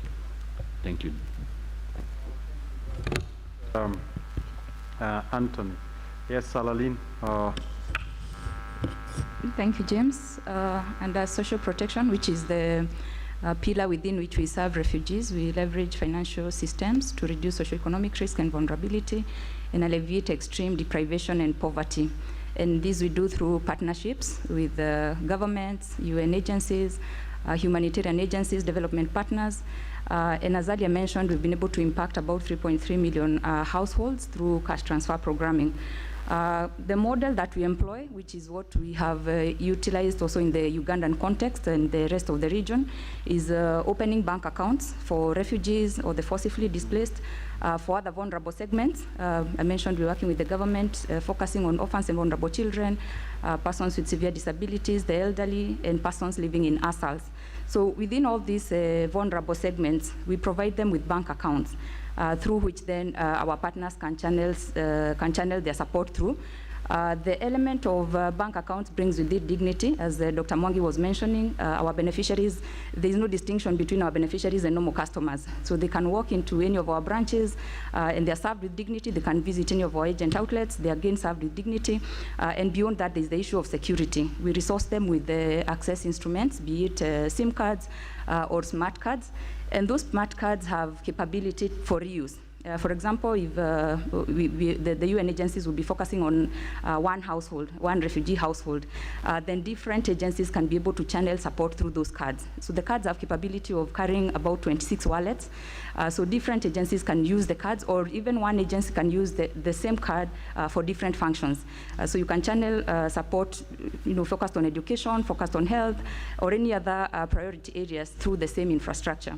So we execute through our agent outlets, through our branches, mobile capabilities, and all these are infrastructures or provisions that we give to our beneficiaries, just so that then they are able to operate within the same platform as our normal beneficiaries. We've seen a lot of transformative outcomes, and this also within the refugee community when it comes to poverty reduction, improved resilience, improved well-being of the refugees and host communities, because most of the programs that we execute will be focused on refugees and host communities as well. So we've been actively involved in promoting refugee welfare, especially in the Kenyan context. When Dr. Mwangi mentioned some of the challenges we'll be encountering, these would be around the regulatory barriers, for example, because most of the refugees, and I think this is a global challenge, would not have the right documents. So within the context of fleeing, maybe some of them would be, they would lose their documents. So by the time they're getting to the country where they would be hosted, they don't have those documents.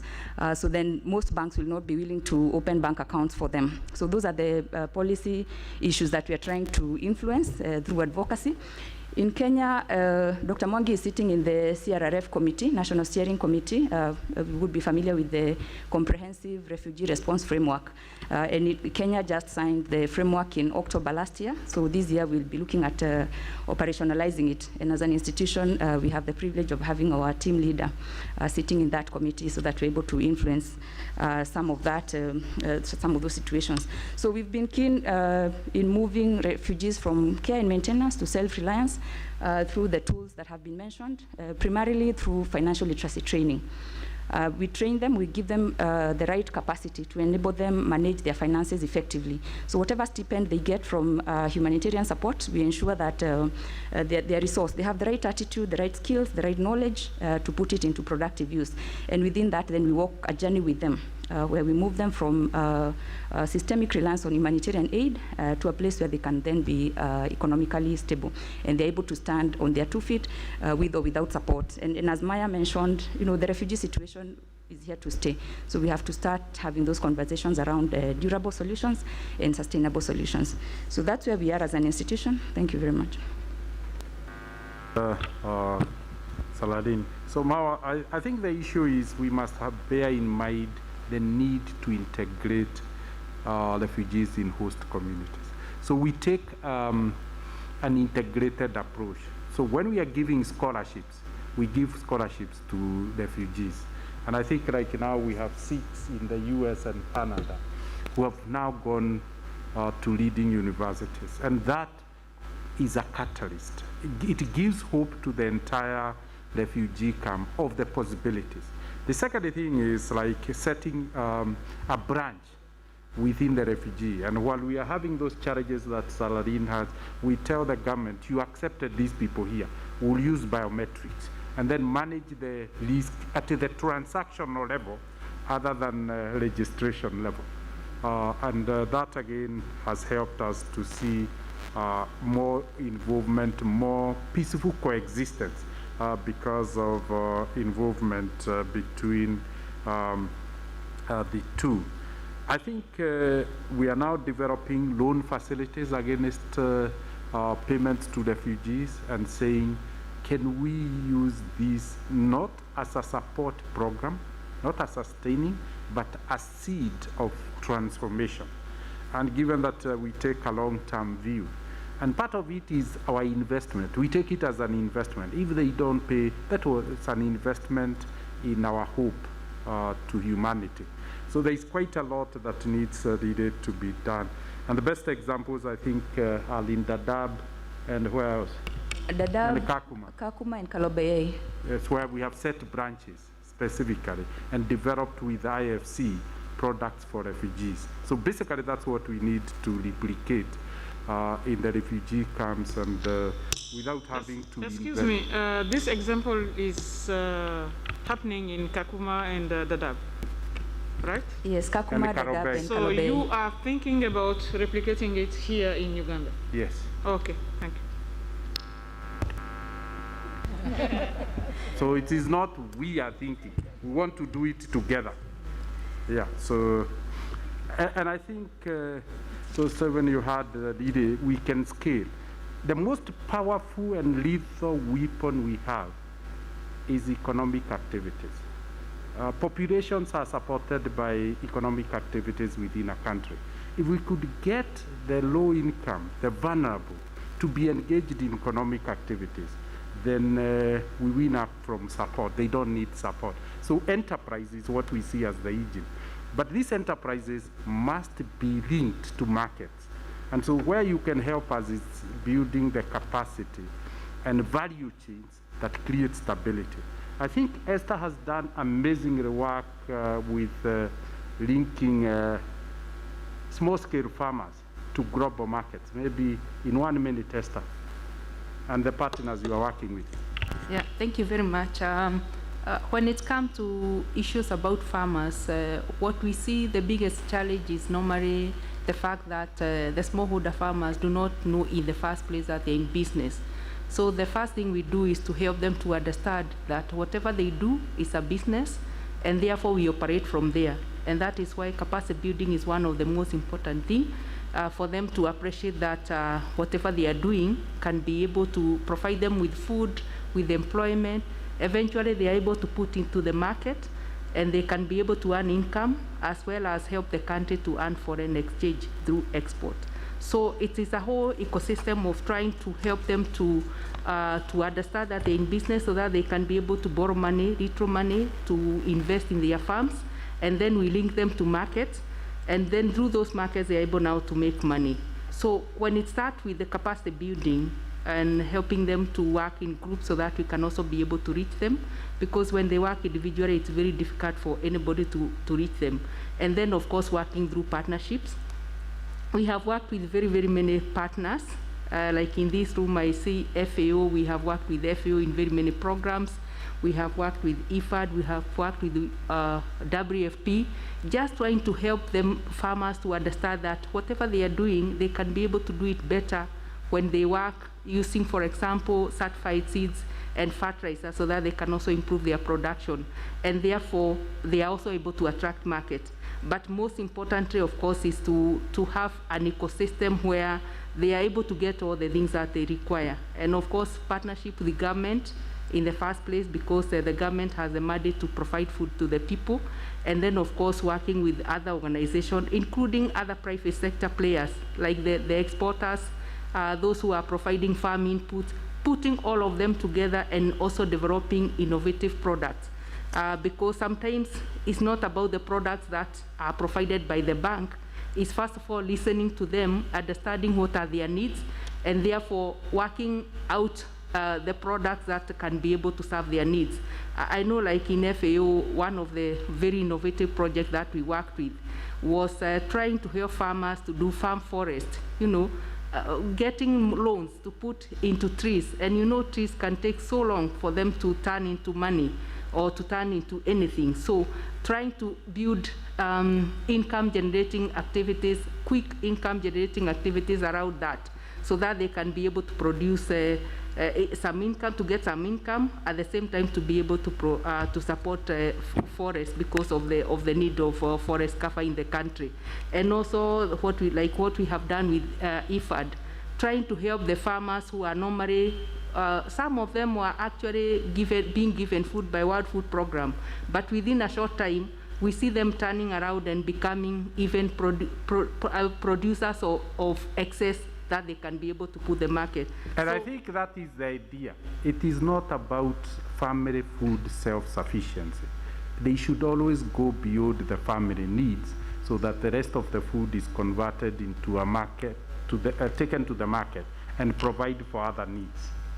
That is really central. Esther, I know because of time I'm trying to cut you short. Can I give you half a minute then to close on the value chains? How do you link these farmers to the marketplace for certainty that they can continue to grow?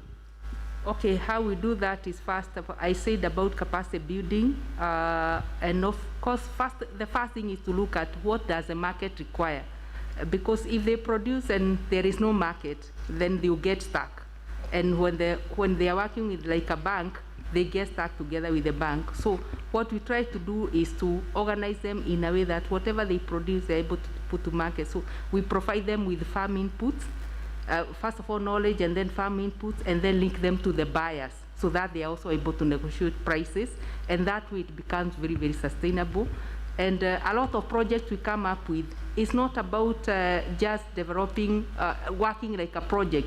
It's developing sustainable projects that can be able to be replicated even in other countries. So it's not just production, it's linkages to the market. Thank you very much, Esther. Let me say on governance, there are three aspects we look at it. There is education and leadership, the pillar that Beth leads, because it's very central. You never achieve much without educating that segment and availing them opportunity of mental capacity, because life is about the decisions you make, and your quality of life can't be better than the quality of your decisions. And the only way to enhance that is through education. The second one is health. Joanne, you lead, Dr. Joanne Collier leads the health. And we realize health is as good as education. A great brain needs to be healthy to be productive. And so we tie the two as much as possible.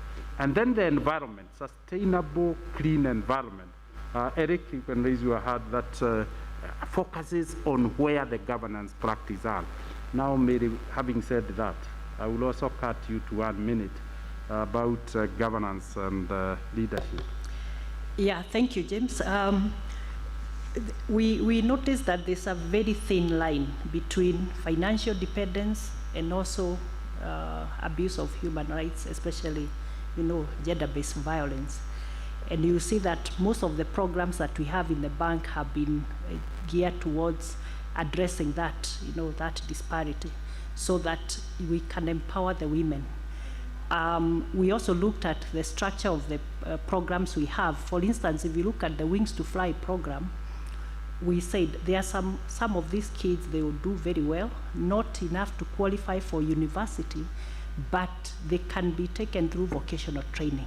And we have already included that as part of the program, so that even if you don't go to university or any other college, you can go to the TVET institutions. And that is making a difference to them, because they're able then to be self-sustaining, and they're able to stand their ground in terms of protection of their own human rights.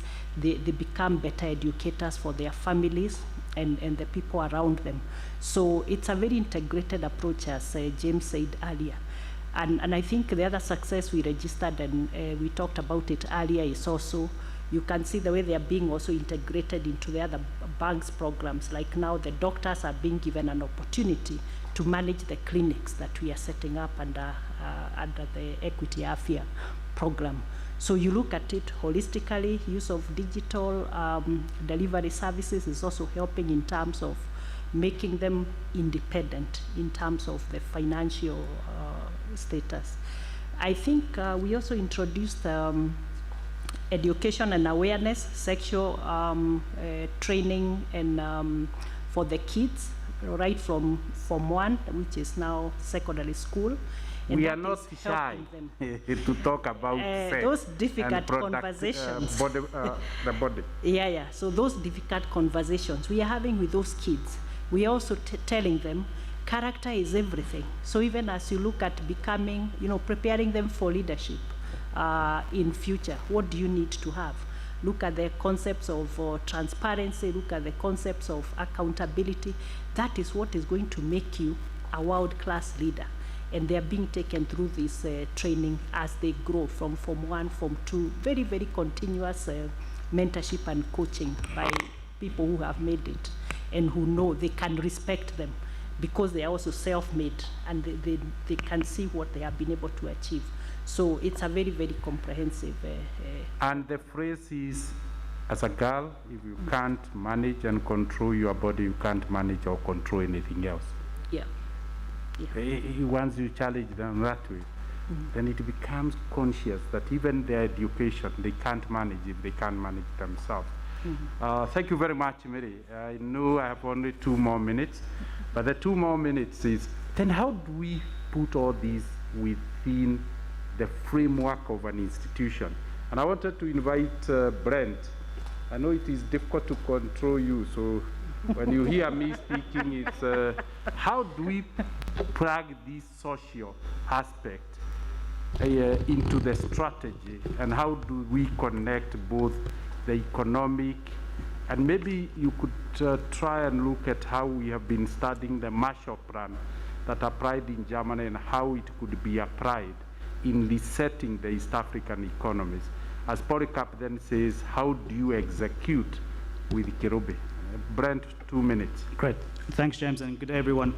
So when I sit here and I listen to the questions being asked and the responses, and I look at the various tags, what is very clear, we are part of an ecosystem, or we built, when you put us together, we are part of an ecosystem. And some of the words I've listened to in terms of economic activities, capacity building, value chains that James mentioned, this all forms part of an ecosystem. And in our instance, what we're talking about here are marginalized ecosystems. And I suppose what the UN and its agencies provide are safety nets and enablers so that these marginalized ecosystems can, I suppose, build a foundation so that they can move forward. What we as Equity Group do, what we do is we intermediate. We intermediate those that have deficit towards, we redirect from those that have surplus to deficits. And it's clear with these marginalized ecosystems, there's a lot of deficit, whether it's health, whether it's within the household, education, and then also in terms of access to food, etc. So how do we, as Equity Group, piece these components of an ecosystem from our perspective? Anthony mentioned around capacity building. And Polycarp, who's on the commercial side where we can lend, we lend to businesses, and there is an aspect of risk that we appreciate. And what Anthony does in terms of the entrepreneurship training, financial literacy, it builds capacity and makes it more palatable for us to give credit to these marginalized ecosystems. So as Saralyn mentioned, we do bank the refugees. And it may start off as a bank account with a payment capability. James talked about moving away from in-kind to having value in the bank account. And the little that they save goes towards becoming an entrepreneur, which Anthony helps. And as Esther mentioned, we move household agro households towards agro businesses. So we move them from a consumption-based household to a value-added contributor to the economy. And as we continue to build capacity in that household, from an entrepreneur to a small business, our ability to lend to that increases over time. So the entrepreneurship training allows us as a commercial entity to increase bank accounts. And this speaks to financial inclusion. And financial inclusion is not about just having access to credit. It is also about having access to the softer side in terms of the entrepreneurship training, financial literacy. The health, one would question, why would Equity Bank go into health? At this lower end of the pyramid, around 40 to 60% of household income goes towards health-related expenses.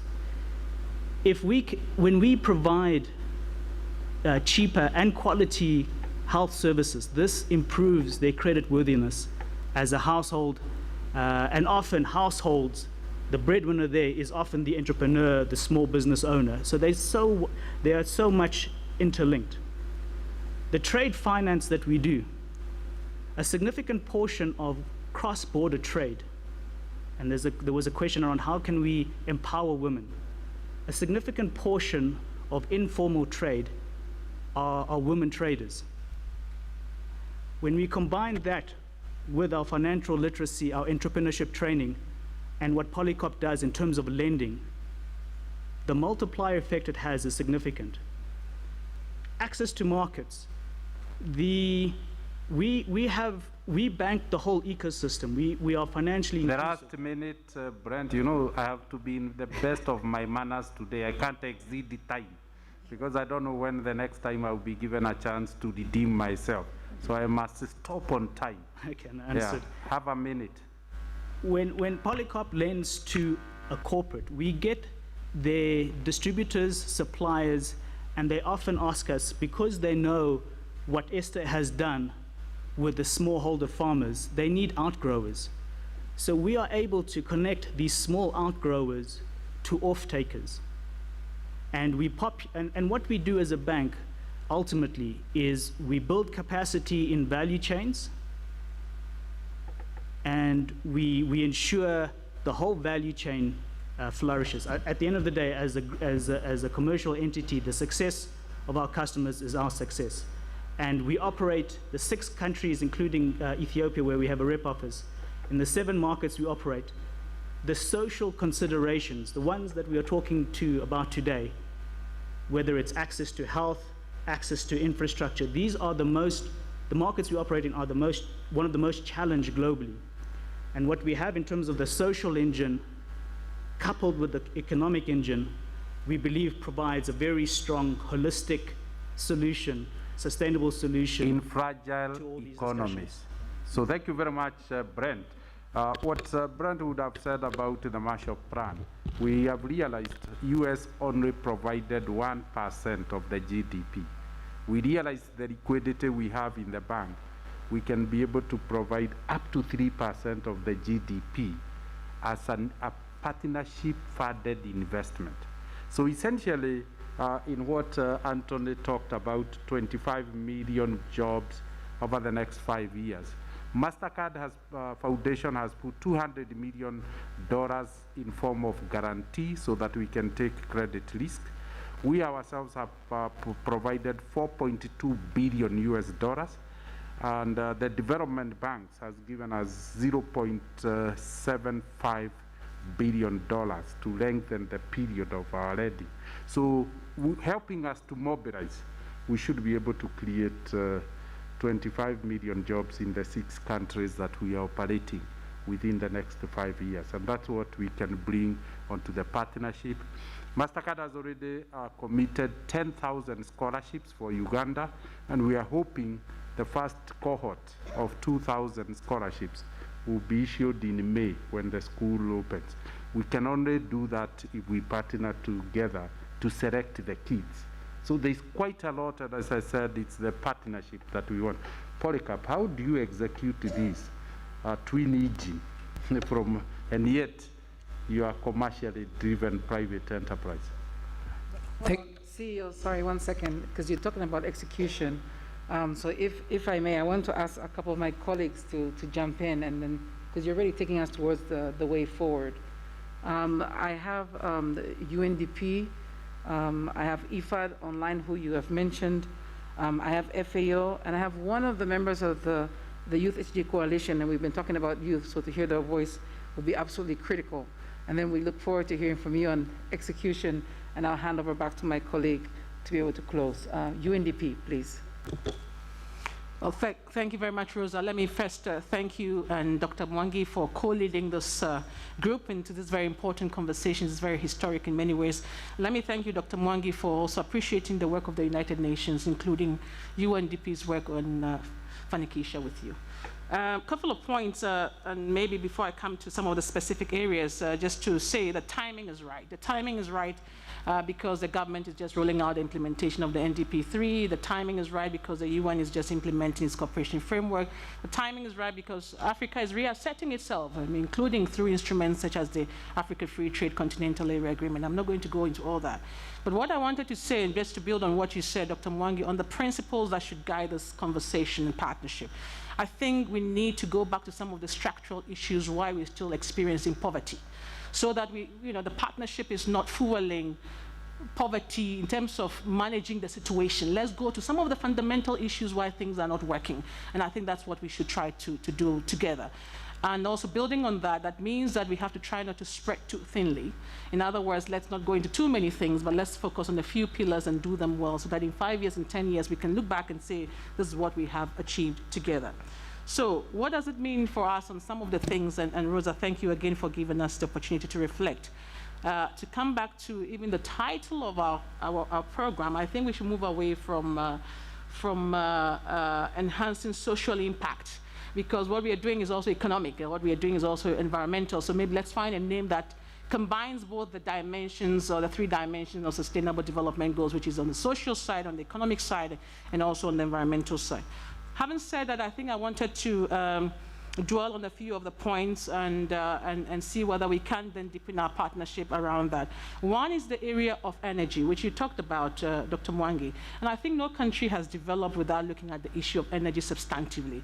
And my take is that let's not do too many little things, briquettes here and there. The fundamental things in the case of Uganda, we are producing more energy, we have excess energy, but yet the distribution is poor. Now, how do we use and partner with you, for example, on some of the issues to do with infrastructure, which you talked about, which gives access to some of the institutions that need to benefit from, whether it be the health sector, whether the educational sector, becomes one of the important things. We are doing a study now with Mulago Hospital, trying to look at Mulago, one part of Mulago that is doing biomass, one part of Mulago that will shift to electricity, and therefore see the comparison. What does it mean for us? We're already seeing that it is cheaper to use electricity, but everybody else is using biomass. So what does it take to de-risk that? And how do we have a conversation with government to say maybe the tariff structures should be looked at so that more institutions should be able to do that? Now, the other part of it is also on green financing. How do we work with you, for example, to make sure that if somebody was going to solarize their institutions, their company, do you give them, instead of giving interest rate of 15%, then you give them 12% as a way of incentivizing that move? And I think these are areas that will be important for us to discuss. The second area is on the area of trade. And I think it came up, but I think we need to have a full conversation with you moving forward, particularly how do we operationalize the Africa Free Trade Continental Area Agreement? Because this is the biggest common market that we have in the region, and we need to start zeroing down a few countries where we can twin them, where we can pair them, where we can see where the trade opportunities are. And I think the role of equity becomes very important in a space like this, because Africa needs to move beyond aid to trade, and that's a very important thing that I think we need to reflect on. The third thing is on the youth, and I think it's come across very strongly. And I wanted to perhaps put on the table one of the initiatives that we are working on as United Nations, which is a Youth for Business, Entrepreneurship and Innovative Facility. In this facility, we have a startup window, we have a grant window, we have an entrepreneurship, enterprise challenge fund window, which enables blended finance from the private sector as well as even the United Nations. And it pairs very much with a number of things, because you can use the business angle as an entry point or locomotive to address a number of things, whether it's issues to do with adolescent women that my colleague Alain talked about, or issues to do with crime prevention. I think UNODC is seated there. We talked about it yesterday. A number of young people who are into crime because they don't have options. They have to eat, they have to survive. So I think the youth question remains very crucial for Uganda. We have about 1 million people that come to the job market every year in this country. The public sector cannot absorb them. How do we work collaboratively to ensure that we can support these young men and women who have ideas? And on the Youth for Business facility, when we throw out a call, Dr. Mwangi, we have thousands of people who have ideas, who want us to support them, but we don't have everything it takes, and that's where you come in.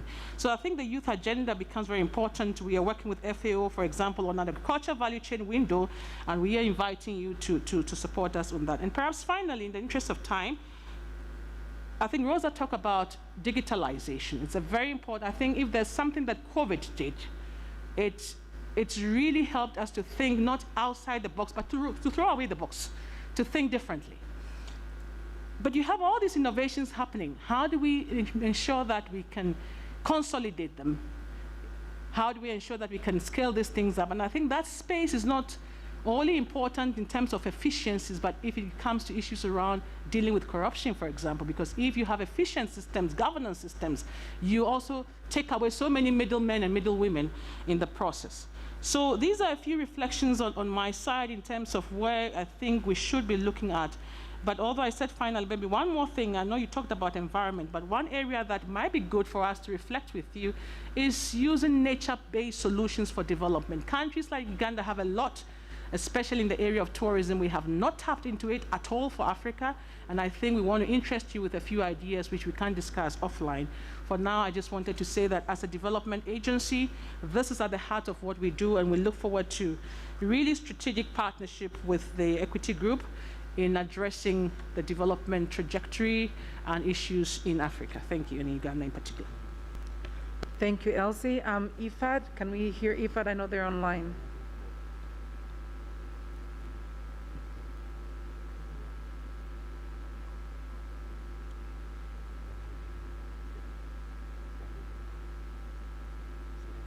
Are they connected, Lakshmi? Can you hear us? Okay, if we cannot connect Lakshmi, let her write her comments. I invite FAO to please intervene. Good afternoon. Allow me first to introduce myself since I came a bit late. I was attending another function upstairs here on forestry. This is an area that maybe I should be talking with your foundation to see how we can continue to do more in terms of restoration, particularly in degraded forest here in Uganda. My name is Antonio Querido. I am the FAO representative here in Uganda. Indeed, agriculture sector is the one that really has a huge potential for the sustainable development of this country. But, and it really employs over 2/3 of, we all know, of the population. But it is a sector that when it comes to attracting investment is behind all of the other sectors. And we know that public fund alone cannot provide the resource that we need for the agriculture sector. So we definitely welcome the private sector in agriculture to ensure that we unlock the potential that exists within the sector. Agriculture is a risky business, you all know that. I think that is when the banks too often shy away from our sector, because we do have some challenges when it comes to the climate, to the pest, managing the soil, the water, and so on.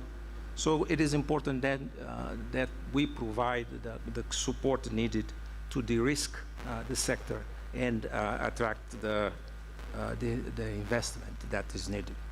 I should tell you that preparing to this meeting yesterday with some colleagues, one of them sitting in HQ, he recalled your presentation in Dakar in 2004. And I should tell you that he was then a bit skeptical of your idea of lending to small farmers. And he told us that later on, he was able to track you in Kenya. It was quite impressive how the approach to small owners was paying a dividend in terms of bringing the excluded one within the sector to invest. We know that agriculture is the way forward, particularly here in Uganda, but definitely we have to continue to work with small ones to see how we de-risk, how we improve the production, how we increase the base in terms of quality and in terms of quantity, but also how we do it in an environmentally sustainable manner. I think the role of FAO here is also to see how we do it from the farm to the fork, how we look to the entire food system and look for the opportunities that there is within the system to invest, but to create opportunities for new jobs and sustainable investment. Here, the next 5 years, we'll be working in the central corridor, going all the way to Karamoja and West Nile with 20,000 households. The idea is to de-risk this household and make them in a position that they can attract loans such as yours and others. And the linkage to the market is quite important. We have also mapped the diaspora. We can share what we have so far in terms of looking at the potential of Uganda diaspora and attract them for agribusiness here in Uganda. You'd be surprised probably you do have this information too, but there is a huge potential within the Uganda diaspora. And the interest is growing because we providing the right information for them to see the opportunities that there is within the agriculture sector. Of course, Antonio, in the interest of time. I will just add, but also we can technically discuss and see the support that we're giving to UDB in terms of greening their portfolio, but also bringing some fintechs within the banking system to create this proximity to the smallholders and make them tap to resources they so need for agriculture sector. Thank you. Thank you very much. And last but definitely not least, I invite Solomon Odong, founder, CEO of the Asante Group, member of the Youth SDG Coalition, to speak on behalf of the coalition. You have 1 minute. Thank you. All right, good afternoon, good evening. My name is Solomon, as RC mentioned. Thank you so much, RC, and hello again, Dr. Mwangi. We did speak at the start of this discussion. And I'm a young entrepreneur myself, and my colleague here, Donald, from the Youth Coalition.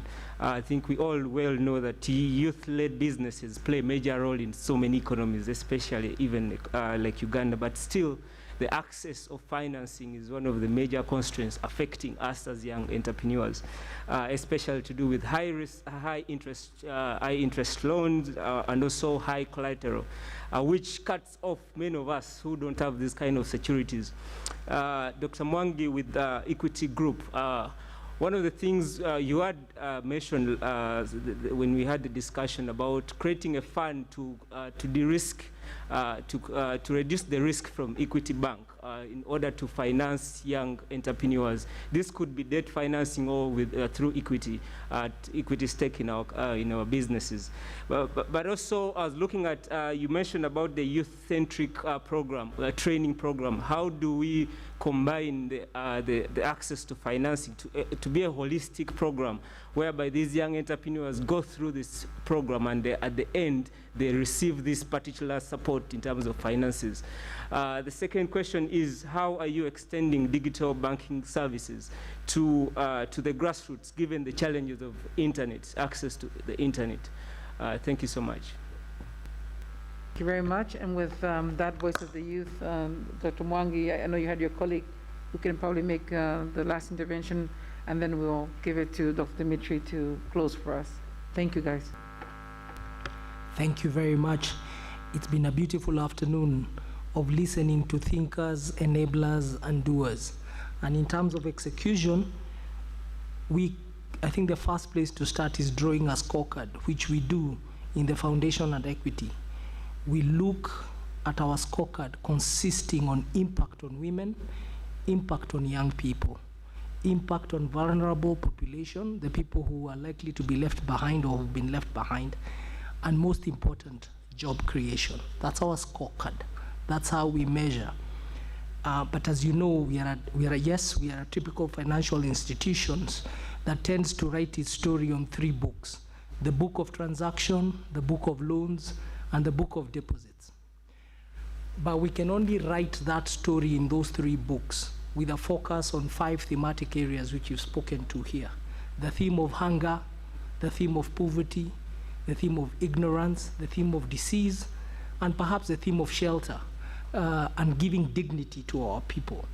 So we are ready, and our execution engine and our model has always been to do good. And even when we engage the market, and the engagement here today is an engagement of really putting fuel to the do-good engine between the equity group and the United Nations agencies that are here. And if we do good, then everybody will do well, whether you're a big boat, whether you're a small boat, whether you're a medium-sized boat. This is tidal movement. The tide rises with each and every single boat that sits on the tide. So thank you very much for listening to me. Thank you. To acknowledge Jessica and Catherine from Uganda National Corporation. Very good. We invited Uganda National Corporation because we thought in our collaboration and cooperation, they may give us the biggest opportunity to have impact. We need to ensure that the food that will be consumed within the oil industry is produced and value added in Uganda. We want to ensure that we don't destroy environment as we bring up the carbon from underground and the participation. But more importantly is ensuring that Ugandans populate the entire ecosystem of oil so that we can have shared prosperity with everybody in Uganda. So distributing the opportunities, it's something we thought we could challenge them to give us an opportunity and tell us how we can work with them to ensure oil is used for prosperity of all and doesn't convert Uganda to a food deficit country the way it converted Nigeria. Thank you. Back up to you, Rosa. Thank you so much to my fellow heads of agencies, and many thanks to the equity team for this very interesting and very substantive exchange. And of course, a big thank you to our chairs. Thank you for bringing us here. Thank you for your leadership, and of course for your vision, which allowed us to take this next step in building our partnership. I believe there are 3 major themes that have emerged during today's discussion. One is the areas of complementarity and the areas of cooperation between the UN system in Uganda and the equity group. We probably suspected in many cases where those might be, but this conversation has clearly brought it to the fore. On the side of the equity bank, we have some very exciting products which are either in existence and being piloted or have been successfully piloted. So how can we transfer such products to Uganda? And in this context, what you have mentioned, the structured loan product that is based on remittances, for example, may be of interest here. The products adjusted to the needs of the refugees, something that Mava has mentioned, is another area. The models that you have, of course, can also be replicated and can be taken to scale. On the UN side, we can offer a wealth of information. Very often we know your customer or your future customer even better than you do, because our relationship is not transactional. We are working with them all the time, day and night, or literally. It is also the existing models and existing prototypes that UN agencies have developed, whether we are talking about forestry or we are talking about supporting innovation and startups. And of course, there are also existing vehicles that UN is implementing in partnership with other agencies. The RC has mentioned the Enterprise Recovery Fund that we are establishing together with Stanbic. There is a Youth for Business Fund that UNDP has established. There is also a START facility run by UNCDF in partnership with the Uganda Development Bank for agribusiness SMEs. These facilities offer a pipeline of projects. And this is something that, your institution can tap into. In addition, the UN offers a variety of services and de-risking instruments, including credit enhancements that can significantly boost the bankability of various projects. The second theme is that the all private sector approach is important. We do recognize the importance of financial institutions, but as you rightly said, you are a financial intermediary.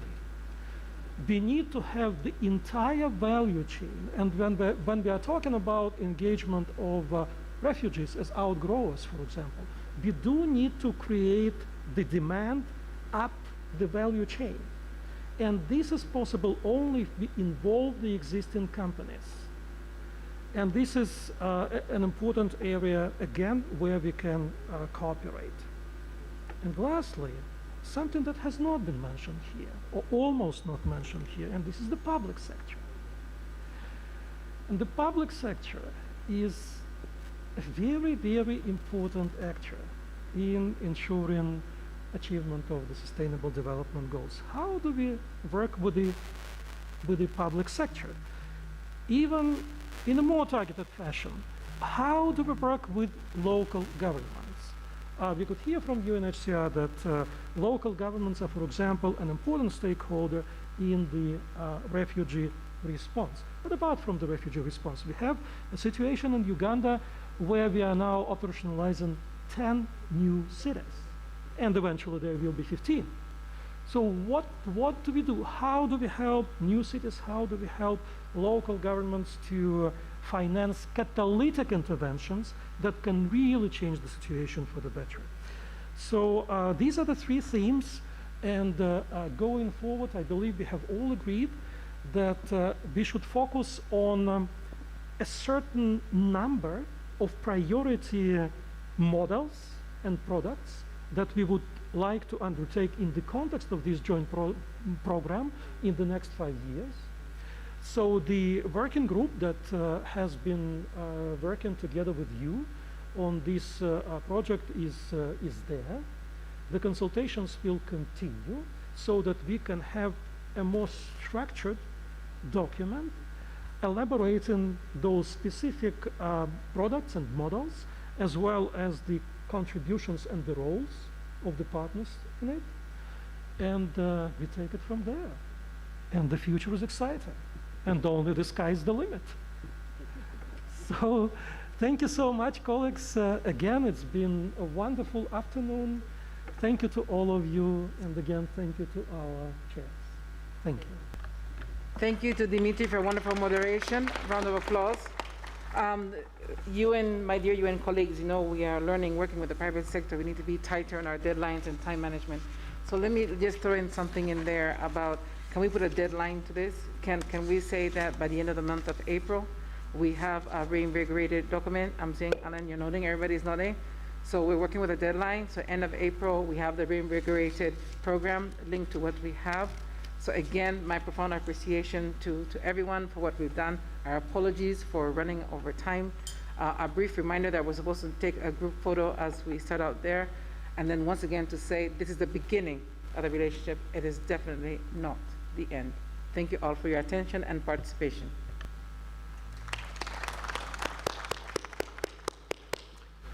Well, colleagues, the group photo is on the steps outside. So we are all going in that direction and converge there.